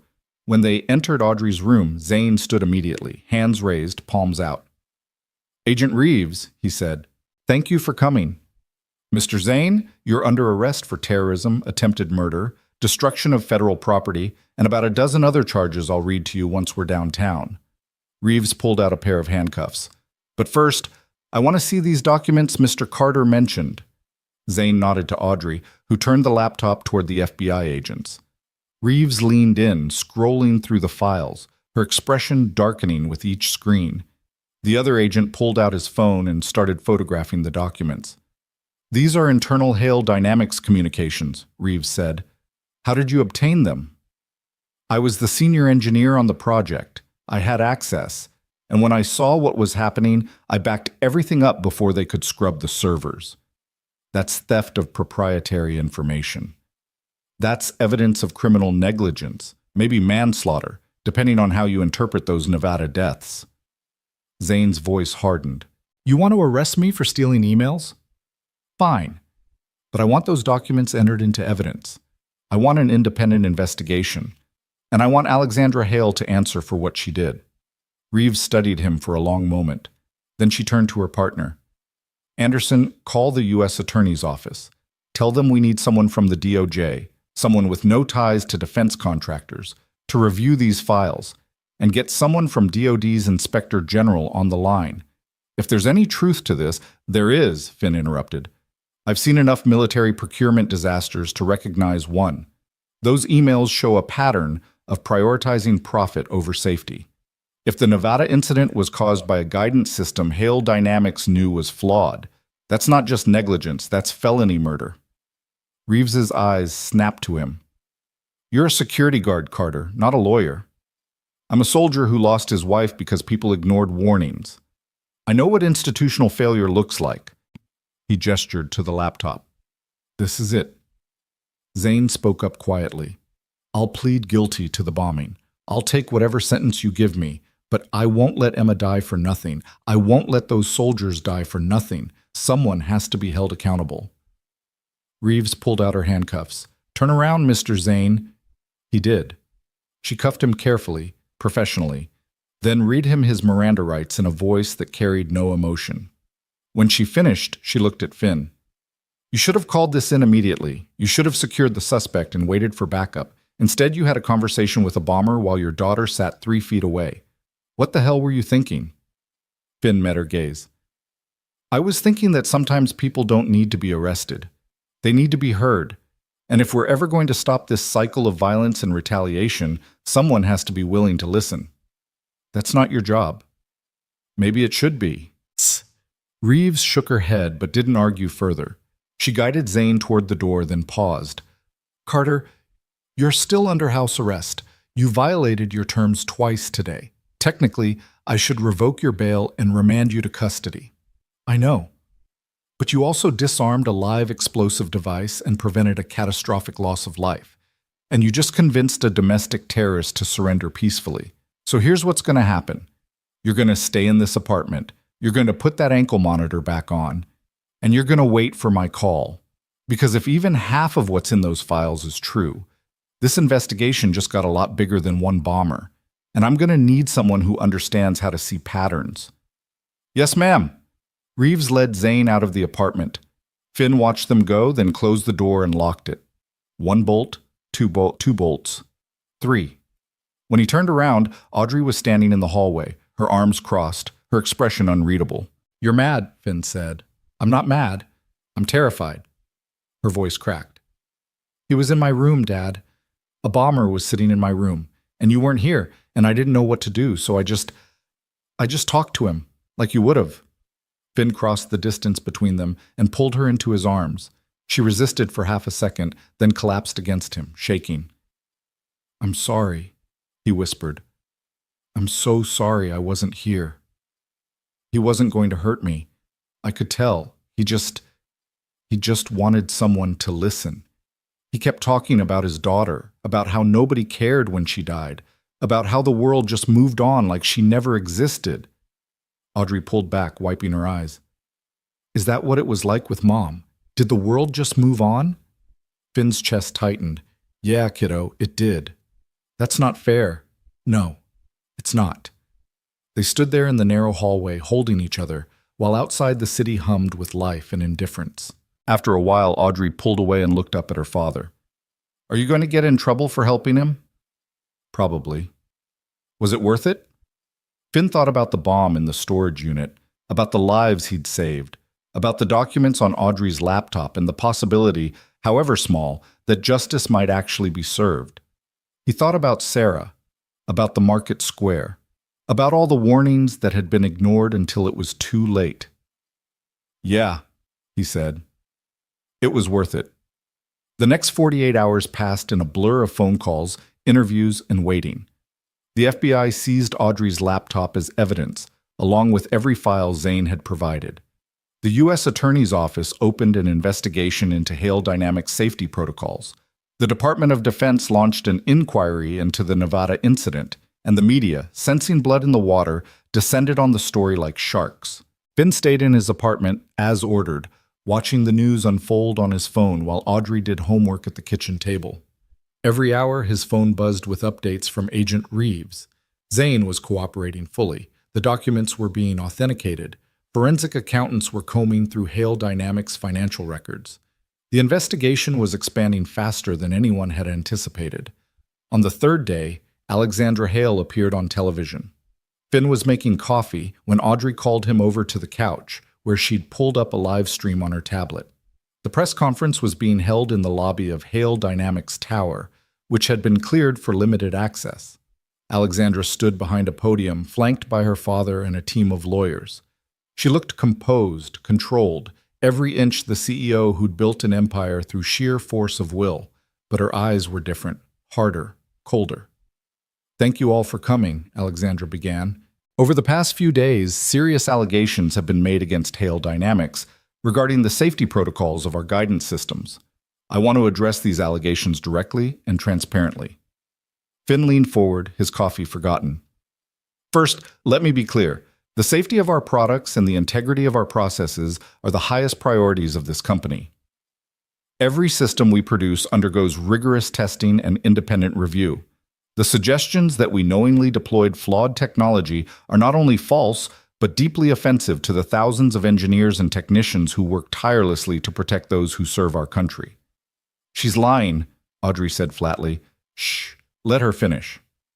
Second, the individual who made these allegations, Clinton Zane, is a former employee who was terminated for cause after repeated violations of company policy and insubordination. His claims are the product of a personal vendetta, and his actions, planting explosive devices in our headquarters, demonstrate a reckless disregard for human life that undermines any credibility he might claim. Alexandra paused, her gaze sweeping the cameras. However, in the interest of transparency, Hale Dynamics is cooperating fully with federal investigators. We have provided access to all relevant documentation, and we welcome an independent review of our safety protocols. If mistakes were made, we will own them. If improvements are needed, we will implement them. But we will not allow this company to be destroyed by the violent actions of one disgruntled individual. The reporters erupted with questions, but Alexandra stepped away from the podium without answering. Her father leaned into the microphone. Thank you. We'll have more information as the investigation continues. The stream ended. Audrey looked at her father. She's going to bury it, isn't she? She's going to make Zane look like a crazy person and pretend none of this happened. Maybe, Finn said, or maybe she just made a mistake. What kind of mistake? The kind where you lie on national television while federal investigators are building a case against you. If those documents are real, and I think they are, she just committed perjury in front of 50 million people. Audrey considered this. Then she smiled slightly. Good. An hour later, Finn's phone rang. It was Alexandra. Carter, I need to see you. I'm under house arrest, ma'am. I can't leave my apartment. I'm aware. which is why I'm coming to you. I'll be there in 20 minutes. She hung up before he could respond. Finn looked at the phone, then at Audrey, who was watching him with raised eyebrows. The CEO is coming here? She asked. Apparently. This should be interesting. 23 minutes later, there was a knock at the door. Finn checked the peephole, old habits, and saw Alexandra Hale standing in the hallway, flanked by 2 private security guards in dark suits. He opened the door. Ms. Hale. Mr. Carter, may I come in? He stepped aside. Alexandra entered, glanced around the small apartment, the worn furniture, the textbooks stacked on the coffee table, the framed photo of Sarah on the mantel, and something in her expression softened. This is your home, she said quietly. It is. It's nice, lived in, real. She turned to face him. I need to ask you something, and I need you to be honest with me. All right. Do you believe Clinton Zane? Do you believe those documents are real? Finn met her eyes without flinching.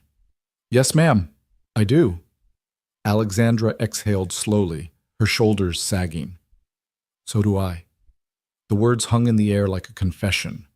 Audrey, who'd been pretending to do homework at the kitchen table, looked up sharply. Then why did you just lie on television? Finn asked. Because my father told me to. Because our lawyers told me to.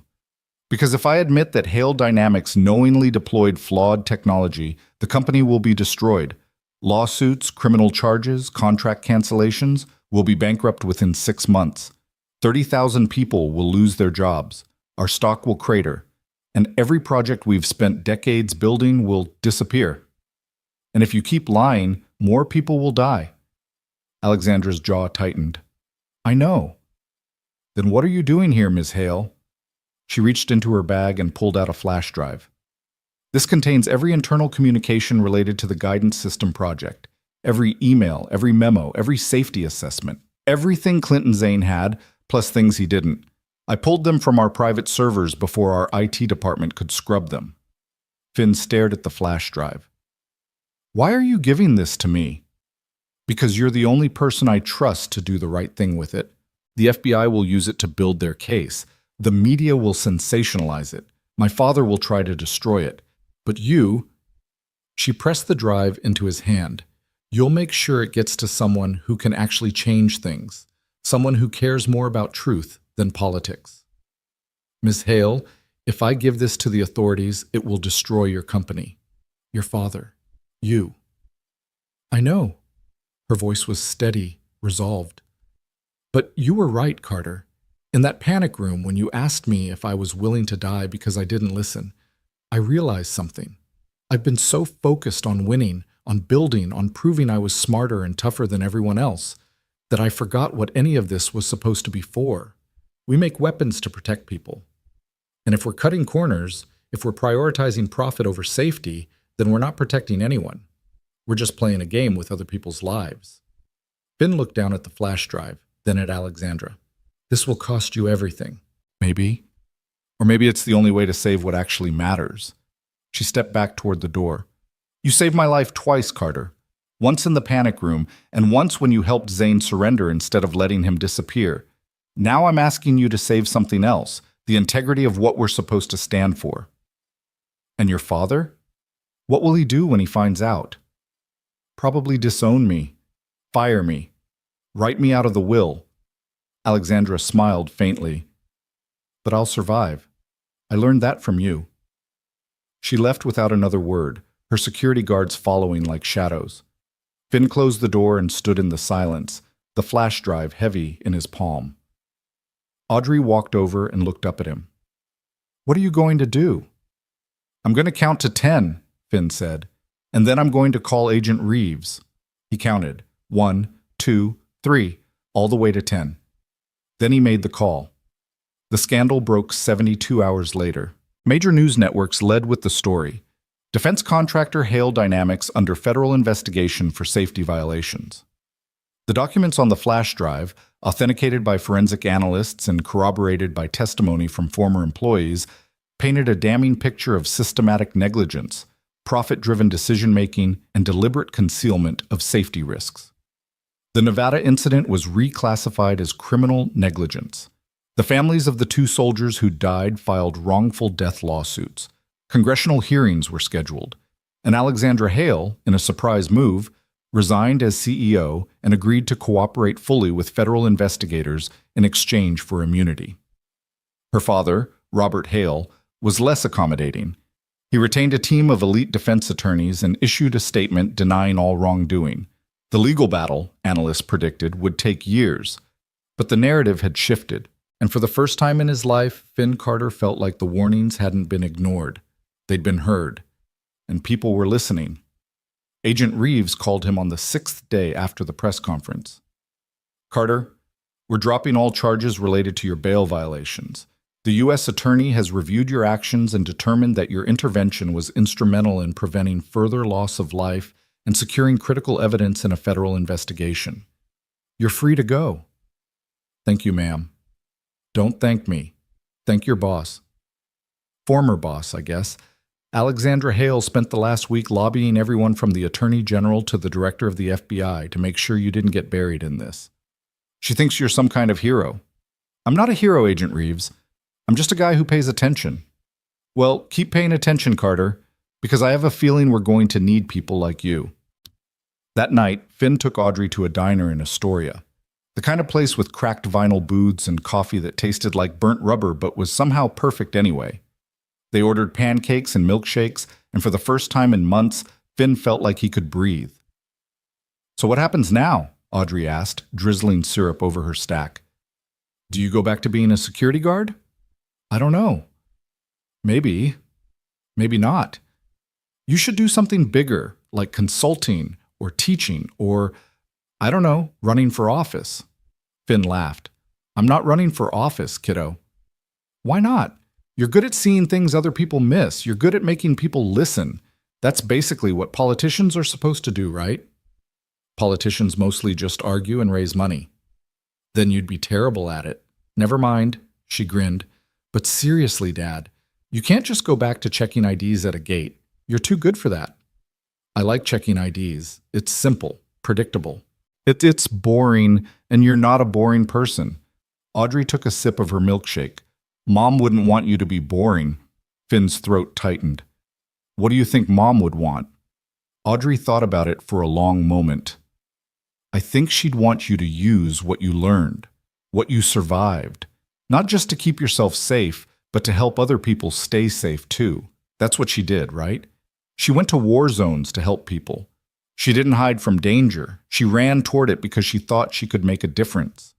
She looked at her father. "You're the same way. You just pretend you're not." Finn reached across the table and squeezed her hand. "When did you get so smart?" "I've always been smart. You just weren't paying attention." He laughed, and it felt good. It felt like hope. 2 weeks later, Finn received a formal letter from Hale Dynamics. Inside was a severance check, generous, more than he'd expected, and a brief note from Robert Hale himself. "Mr. Carter, while I do not agree with my daughter's decision to cooperate with federal authorities, I recognize that you acted with integrity throughout this ordeal. Hale Dynamics will be restructuring over the coming months, and I wanted to personally ensure you were compensated fairly for your service. Additionally, I would like to extend an offer. If you are interested in returning to the security field in a leadership capacity, I believe there is a place for someone with your skills and perspective in the industry. Please contact my office if you wish to discuss further. Respectfully, Robert Hale." Finn read the letter twice, then set it down and stared out the window. Leadership capacity, skills, and perspective. It was an olive branch, or maybe a recruitment pitch. Either way, it was an opportunity, but he wasn't sure he wanted it. His phone buzzed. A text from Alexandra. "Did you get my father's letter?" "Yes. Are you going to take him up on it?" "I don't know. Are you going to tell me what to do?" "No, but I will tell you this. The industry needs people like you. People who care more about doing the right thing than covering their ass. If you don't take my father's offer, take someone else's. Or build your own. Just don't go back to standing at a gate. You're better than that." Finn smiled and texted back. "I'll think about it." He set the phone down and looked at the framed photo of Sarah on the mantel. She was laughing in the picture, her hair blowing in the wind, her eyes bright with life. And for the first time in 2 years, when Finn looked at her face, he didn't feel guilt. He felt gratitude. "I'm trying," he whispered. "I'm still trying." And in the silence of his small apartment, with the city humming outside and his daughter humming in her room, Finn Carter felt something he hadn't felt since Kabul. He felt like maybe, just maybe, he was exactly where he was supposed to be. 3 weeks after the letter arrived, Finn was standing in line at the bodega downstairs, buying milk and cereal, when his phone rang. The number was unfamiliar, but he answered anyway. "Mr. Carter, this is Diane Fremont from the Senate Armed Services Committee. Do you have a few minutes to talk?" Finn glanced at the clerk, who was ringing up his groceries with the speed of continental drift. "I have a few minutes." "Excellent. Senator Whitaker asked me to reach out to you regarding your testimony in the Hale Dynamics investigation. We're holding hearings next month, and your perspective as both a former EOD specialist and the individual who uncovered critical evidence would be invaluable. Would you be willing to testify?" Finn paused, milk carton in hand. "Testify? In front of Congress?" "Yes, sir. We understand it's a significant ask, but this investigation has implications far beyond one company. We're looking at systemic failures in defense procurement oversight. Your experience could help shape future policy." He thought about it for exactly 3 seconds. Then he said, "I'll do it." "Wonderful. I'll send over the details." "Thank you, Mr. Carter." When he got back to the apartment, Audrey was at the kitchen table building what appeared to be a small robot out of spare electronics and duct tape. She looked up when he walked in. "Who was on the phone?" "The Senate. They want me to testify about Hale Dynamics." Audrey's eyes went wide. "Like actual Congress? With cameras and everything?" "Apparently." "Dad, that's huge. You're going to be on C-SPAN. We should get you a new tie." "I have a tie. You have one tie, and it's from 2015. We're getting you a new tie." She went back to soldering a wire to a circuit board. "Also, you should write down what you're going to say. Practice it. Make sure you don't accidentally call a senator ma'am when they're a sir or vice versa." "I think I can handle it, kiddo." Famous last words. The hearing was scheduled for the second week of November, which gave Finn exactly 26 days to prepare. He spent them reading transcripts of previous hearings, reviewing the documents he'd provided to the FBI, and talking to Agent Reeves, who'd been subpoenaed as well. She gave him advice over coffee at a diner near the FBI field office. Don't volunteer information they don't ask for. Answer the question, then stop talking. Some of these senators are looking for sound bites, and if you give them too much rope, they'll hang you with it. Noted. And don't let them rattle you. They'll try to paint you as a vigilante or a loose cannon. Stay calm. Stick to the facts. And for God's sake, don't mention that you violated your bail terms to disarm a bomb and apprehend a suspect. That's not going to play well with the law and order crowd. Finn smirked. So lie? I didn't say lie. I said don't volunteer. She leaned back in her seat. For what it's worth, Carter, you did good work. You saw something nobody else saw, and you acted on it. That takes guts. Just don't let Congress turn it into a circus. I'll do my best. 2 days before the hearing, Alexandra called. Finn was at Audrey's school, sitting in the bleachers watching her science club launch model rockets in the football field. He stepped away to take the call. Carter, I wanted to give you a heads up. My father's going to testify at the same hearing. He's going to try to discredit you. I figured. He's going to say you're a disgruntled employee with a vendetta, that you manipulated evidence, that you coerced me into cooperating. Her voice was tight. I'm testifying too, and I'm going to set the record straight, but it's going to get ugly. It was always going to get ugly, ma'am. That's how these things work. I know. I wanted to thank you for everything, for saving my life, for believing me when I gave you that flash drive, for not letting my father bury this. She paused. You could have taken his offer, you know. He would have paid you well, set you up for life. Money's not everything, Ms. Hale. No, it's not. She sighed. Good luck in Washington. And Carter, don't let them make you small. You're bigger than they think. She hung up before he could respond. Finn looked out at the field, where Audrey was adjusting the fins on a rocket, her face scrunched in concentration. When the rocket launched a moment later, it soared straight and true, arcing into the November sky before deploying its parachute and drifting back to Earth. Audrey jumped up and down, pumping her fist. Finn smiled. Some things, he thought, really were simple. You built something carefully. You launched it with precision, and if you did it right, it flew. The hearing room in the Hart Senate office building was larger than Finn had expected. Marble floors, wood-paneled walls, rows of seats filled with journalists, lobbyists, and curious citizens. At the front of the room, a semicircle of senators sat behind an elevated bench, looking down at the witness table like judges at a trial. Finn sat in the second row, waiting his turn. Alexandra was seated 3 chairs down, flanked by lawyers. Robert Hale was across the aisle, his expression carved from stone. Agent Reeves sat in the front row, reviewing notes on a tablet. Senator Whitaker, a silver-haired woman from Michigan, gavelled the session to order. This hearing of the Senate Armed Services Committee will come to order. We are here today to investigate serious allegations of safety violations and procurement fraud involving Hale Dynamics Corporation, one of the nation's largest defense contractors. We will hear testimony from multiple witnesses, including corporate executives, federal investigators, and independent parties who brought these issues to light. She adjusted her glasses. Our first witness is Mr. Robert Hale, founder and former CEO of Hale Dynamics. Mr. Hale, please raise your right hand. Robert Hale stood, swore to tell the truth, and sat down with the bearing of a man who'd testified before Congress a dozen times. When Senator Whitaker asked him to provide his opening statement, he spoke with the confidence of someone who believed he was untouchable. Madam Chairwoman, members of the committee, thank you for the opportunity to address these allegations. Hale Dynamics has served this nation for 40 years, providing cutting-edge technology to our armed forces. We employ 30,000 Americans. We've contributed to every major defense initiative since the Gulf War, and we take the safety and integrity of our products extremely seriously. He paused for effect. The allegations brought against this company are based on stolen documents, selectively edited communications, and the testimony of a disgruntled former employee who committed acts of domestic terrorism. Clinton Zane was fired for insubordination and repeated violations of company policy. Rather than accept responsibility for his actions, he chose to destroy property, endanger lives, and fabricate evidence to justify his vendetta. Senator Whitaker interrupted. Mr. Hale, are you saying the documents provided to this committee were fabricated? I'm saying they were taken out of context. Engineering discussions about acceptable risk parameters are standard in the defense industry. Every system has tolerances.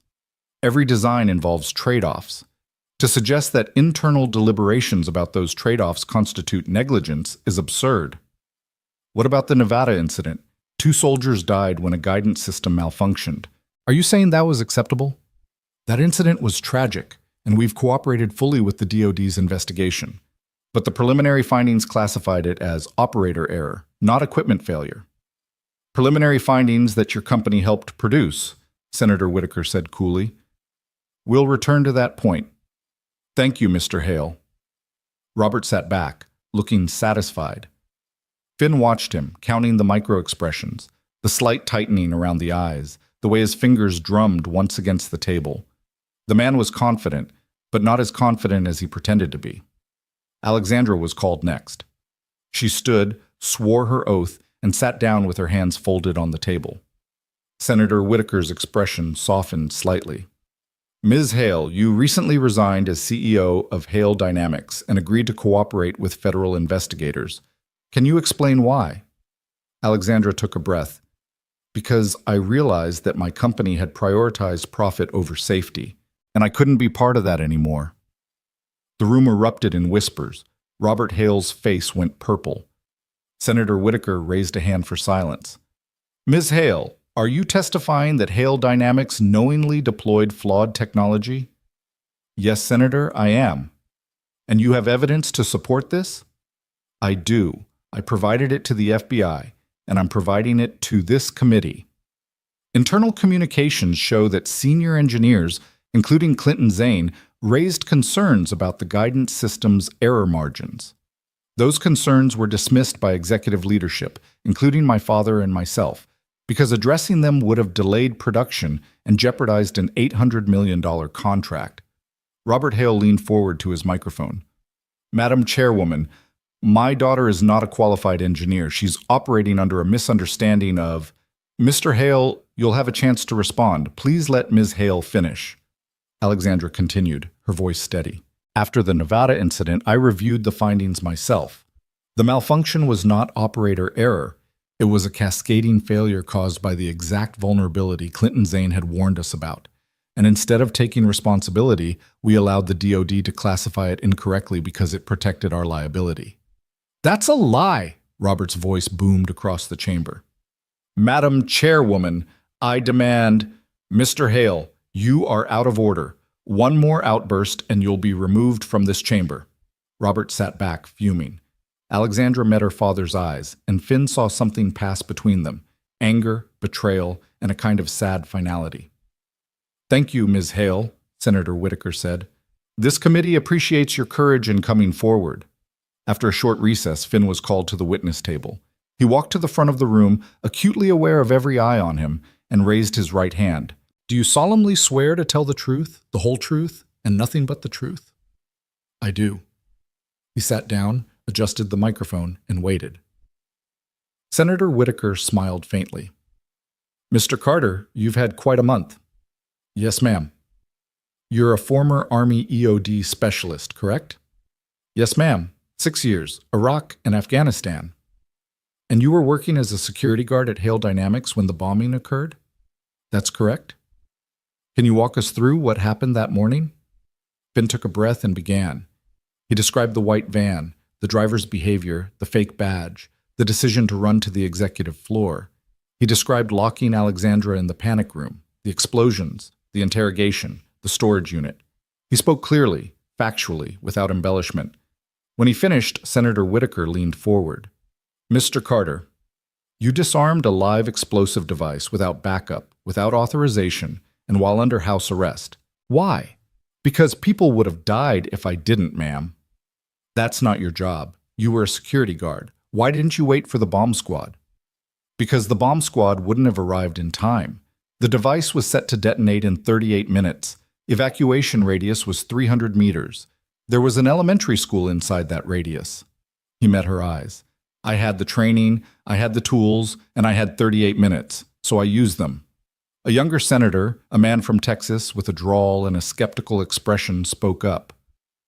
Mr. Carter, isn't it true that you violated the terms of your bail to insert yourself into an active federal investigation? Yes, sir. And isn't it true that you had a personal relationship with Ms. Hale that might have influenced your actions? No, sir. I'd never spoken to Ms. Hale before the day of the bombing. I didn't insert myself into the investigation. The bomber came to my apartment, to my daughter, and I did what I had to do to keep people safe. But you could have called the FBI immediately. You could have secured the suspect and waited for backup. Instead, you had a conversation with a domestic terrorist. Why? Finn's jaw tightened. Because Clinton Zane wasn't just a terrorist, Senator. He was a father who'd lost his daughter because a corporation chose profit over safety.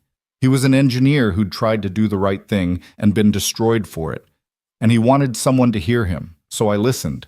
And because I listened, he surrendered peacefully, and nobody else got hurt. That's a very sympathetic portrayal of a man who planted bombs in a building. It's an accurate portrayal, sir. Sympathy and accuracy aren't mutually exclusive.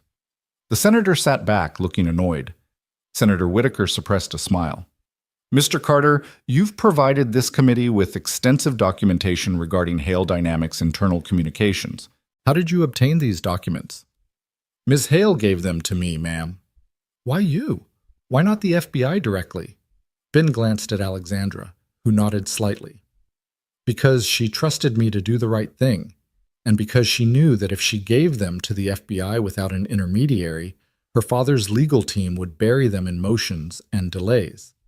She needed someone outside the system, someone who didn't have anything to lose. And what did you do with them? I gave them to Agent Reeves immediately. Senator Whitaker nodded. One final question, Mr. Carter. You've been offered a position in the private security industry, a lucrative position by all accounts. Are you planning to accept? No, ma'am. Why not? Because I don't want to work for people who prioritize profit over safety. I've seen what that costs, and I'm not interested in being part of it. Then what will you do? Finn hesitated. He thought about Audrey, about Sarah, about the market square and the panic room and the storage unit. He thought about all the patterns he'd seen, all the warnings he'd given, all the times he'd been ignored. I'm going to teach, he said. Threat assessment, pattern recognition, how to see what others miss. Because if there's one thing I've learned, it's that the people at the bottom, the guards, the technicians, the soldiers, they're the ones who see the cracks first. And if we train them to trust their instincts and speak up, maybe we can stop the next disaster before it happens. Senator Whitaker smiled. I think that's an excellent idea, Mr. Carter. Thank you for your testimony. After the hearing, Finn stood in the hallway outside the chamber, loosening his tie and feeling like he'd just run a marathon. Alexandra approached, her lawyers trailing behind. You did well in there, she said. So did you. Your father looked like he wanted to strangle someone. Probably me. She glanced back toward the chamber. He hasn't spoken to me since I resigned. I don't think he ever will. I'm sorry. Don't be. I made my choice, and I'd make it again. She held out her hand. Thank you, Carter, for everything. He shook it. What will you do now?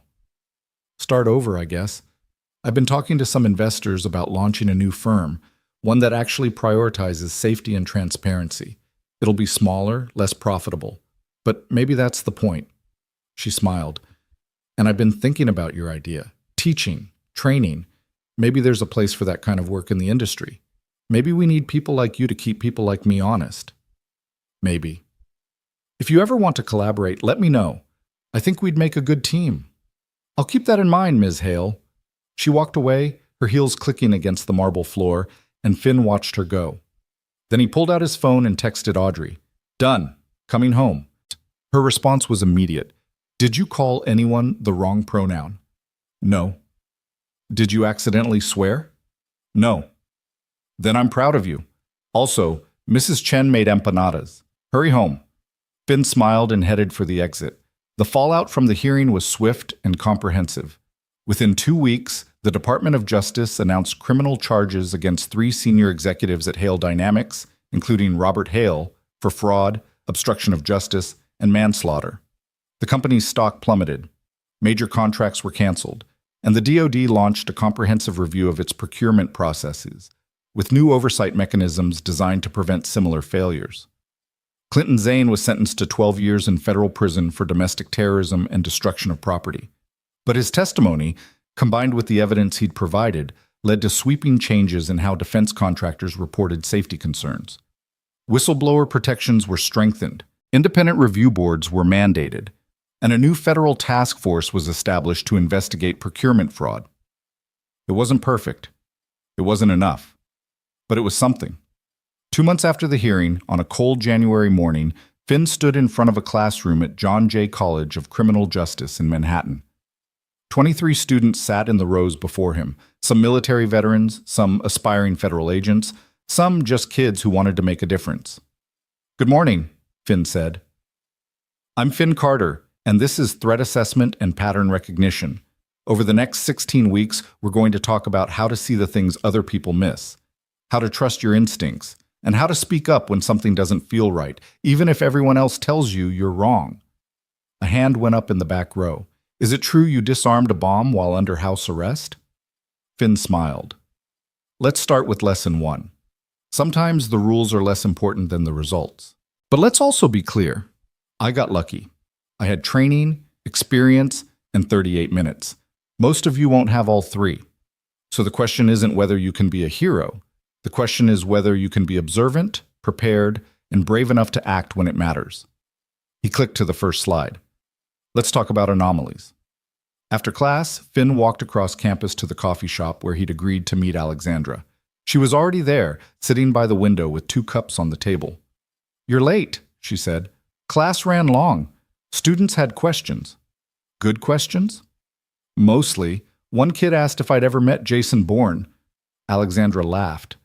And what did you say? I told him Jason Bourne doesn't fill out incident reports. She slid one of the coffees toward him.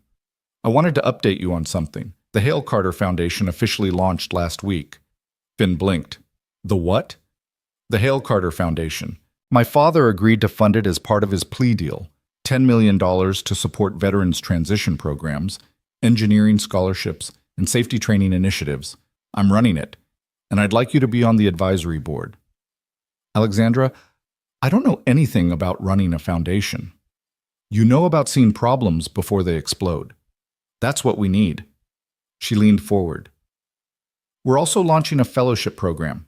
High school students interested in STEM fields get mentorship, internships, and college scholarships. Audrey's already been nominated as one of the first fellows. Finn stared at her. You nominated my daughter? I didn't nominate her. Her science teacher did. Apparently, she built a functional seismograph out of spare electronics and predicted a minor earthquake 2 days before it happened. The teacher said she's unnervingly brilliant. Alexandra smiled. Wonder where she gets that? Finn shook his head, but he was smiling too. She's going to be impossible to live with after this. Good. The world needs more impossible women. They sat in comfortable silence for a moment, watching the students stream past outside the window. Then Alexandra said quietly, Do you ever think about that day? The panic room? Every day. Do you regret it? Any of it? Finn thought about Sarah, about the market square, about all the years he'd spent counting seconds and searching for patterns.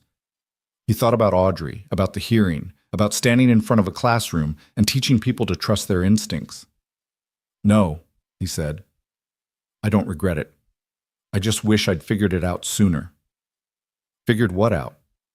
That sometimes the best way to honor the people you've lost is to keep doing the work they believed in, even when it's hard, even when nobody's watching. He met her eyes. Sarah used to say that the world doesn't change because of grand gestures. It changes because of small, consistent acts of courage. And I think she was right. Alexandra nodded slowly. Your wife sounds like she was an extraordinary person. She was. And I think she'd be proud of what we've built here. I think so too. That evening, Finn picked Audrey up from her robotics club meeting and drove her to a small community center in Queens. Inside, a dozen veterans sat in a circle, talking about their transitions from military to civilian life. It was a support group Finn had started attending 3 months ago, and tonight, for the first time, he'd agreed to speak. Audrey sat in the back row, doing homework on her tablet, while Finn stood at the front of the room. My name is Finn Carter, he said. I was Army EOD for 6 years. I lost my wife in Kabul, and for a long time after that, I didn't know how to be a person anymore. I just knew how to count, seconds, frequencies, heartbeats, anything to keep the noise in my head quiet. He paused, looking at the faces in front of him. Some were young, some were old. All of them carried the same weight he did. But here's what I've learned. You don't stop being a soldier just because you take off the uniform. You don't stop seeing threats just because you're not overseas. And you don't stop wanting to protect people just because the war is over. He took a breath. The question is, how do you take all that training, all that hypervigilance, all that need to serve, and turn it into something that doesn't destroy you? How do you find purpose when the mission is over? A woman in the second row raised her hand. Did you figure it out? I'm figuring it out, Finn said, every day. And what I've learned is that the mission isn't over. It's just different. Instead of disarming bombs, I'm teaching people how to recognize threats. Instead of filing reports that get ignored, I'm building systems that make sure people listen. Instead of counting down to disaster, I'm counting up to possibility. He looked at Audrey, who'd stopped doing her homework, and was watching him with Sarah's eyes.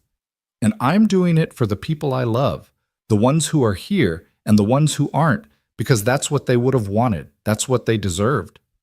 When the meeting ended, a young man approached Finn. He couldn't have been more than 25, with a prosthetic leg and a Marine Corps tattoo on his forearm. Sir, I just wanted to say thank you. I've been struggling since I got back. Couldn't hold a job, couldn't sleep, couldn't stop feeling like I should be doing something. And what you said about finding a new mission, that makes sense to me. What did you do in the Corps? Finn asked. Combat engineer, cleared routes, diffused IEDs, built bridges. Then you're exactly the kind of person we need. Are you looking for work? The young man blinked. Are you offering? I'm teaching a course at John Jay. We could use a TA, someone with field experience. It doesn't pay much, but it's a start. And if you're interested in going back to school, I can help you navigate the GI Bill. The young man's eyes welled up. Seriously? Seriously, give me your contact info. We'll set something up. As Finn and Audrey walked to the car, she bumped his shoulder with hers. You're collecting strays now? I'm building a team. Same thing. She climbed into the passenger seat. You're a good person, Dad. Mom would be really proud of you. Finn started the engine, and for the first time in years, when he thought about Sarah, he didn't feel the weight of guilt. He felt the lightness of gratitude. I hope so, kiddo, he said. I really hope so. 6 months later, on a warm June evening, Finn stood on the rooftop of a newly renovated building in Brooklyn. The structure had once been a warehouse, but now it housed the headquarters of the Hale Carter Foundation, complete with classrooms, workshop spaces, and a state-of-the-art lab for student fellows. Alexandra stood beside him, holding a champagne flute and looking out over the city. We did it, she said. You did it.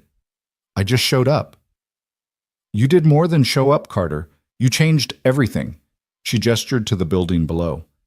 This place exists because you refused to look away, because you saw something wrong and decided to fix it, even when it cost you everything. It didn't cost me everything. I still have Audrey. I still have work that matters. That's more than enough. Is it? Alexandra turned to face him. What about you, Carter? What do you want? Not for Audrey, not for your students. For you. Finn thought about it.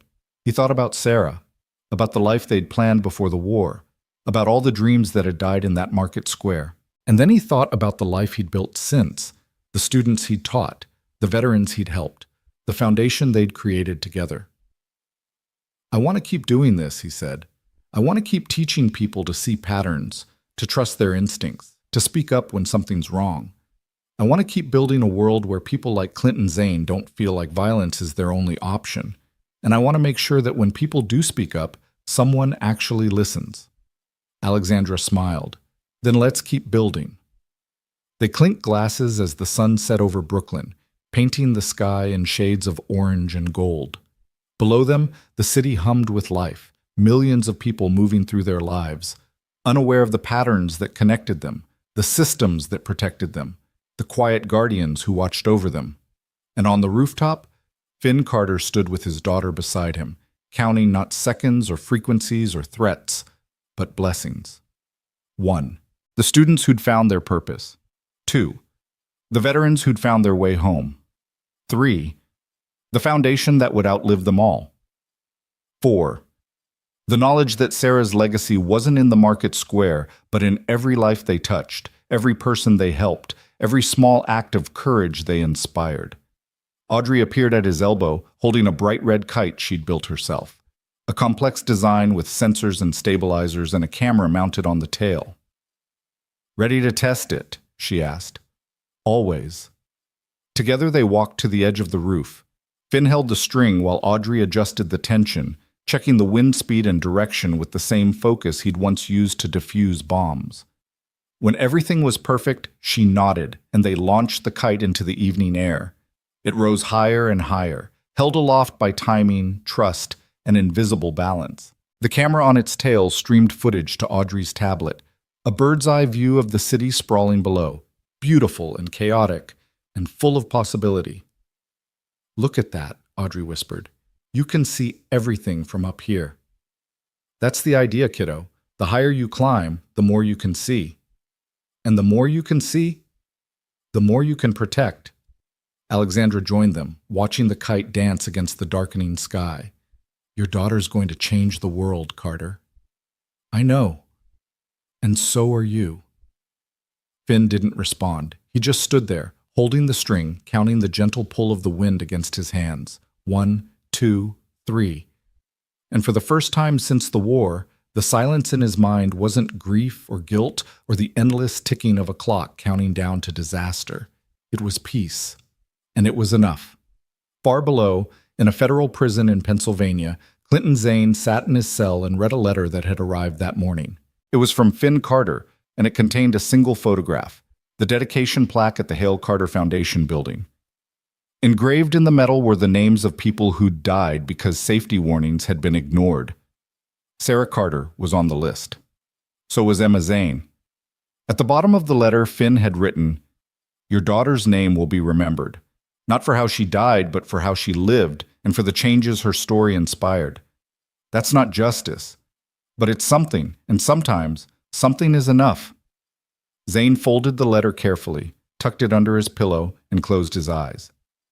For the first time in years, he slept without nightmares.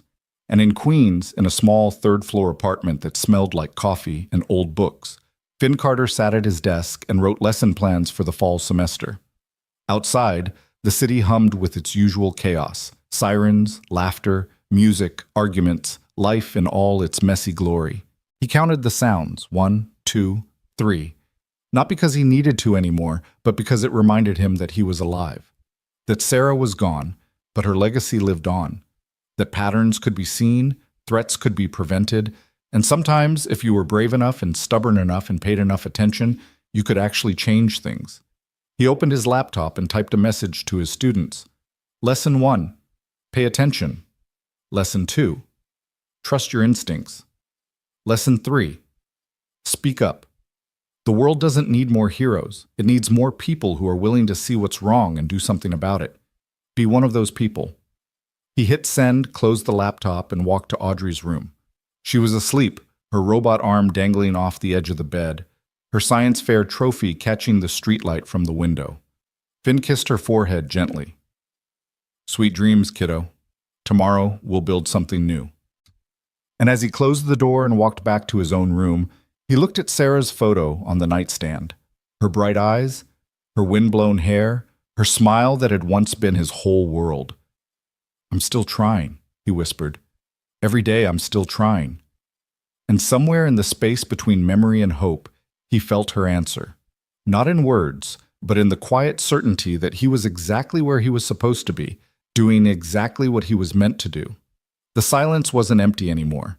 It was full of possibility. And that, Finn Carter thought, was more than enough.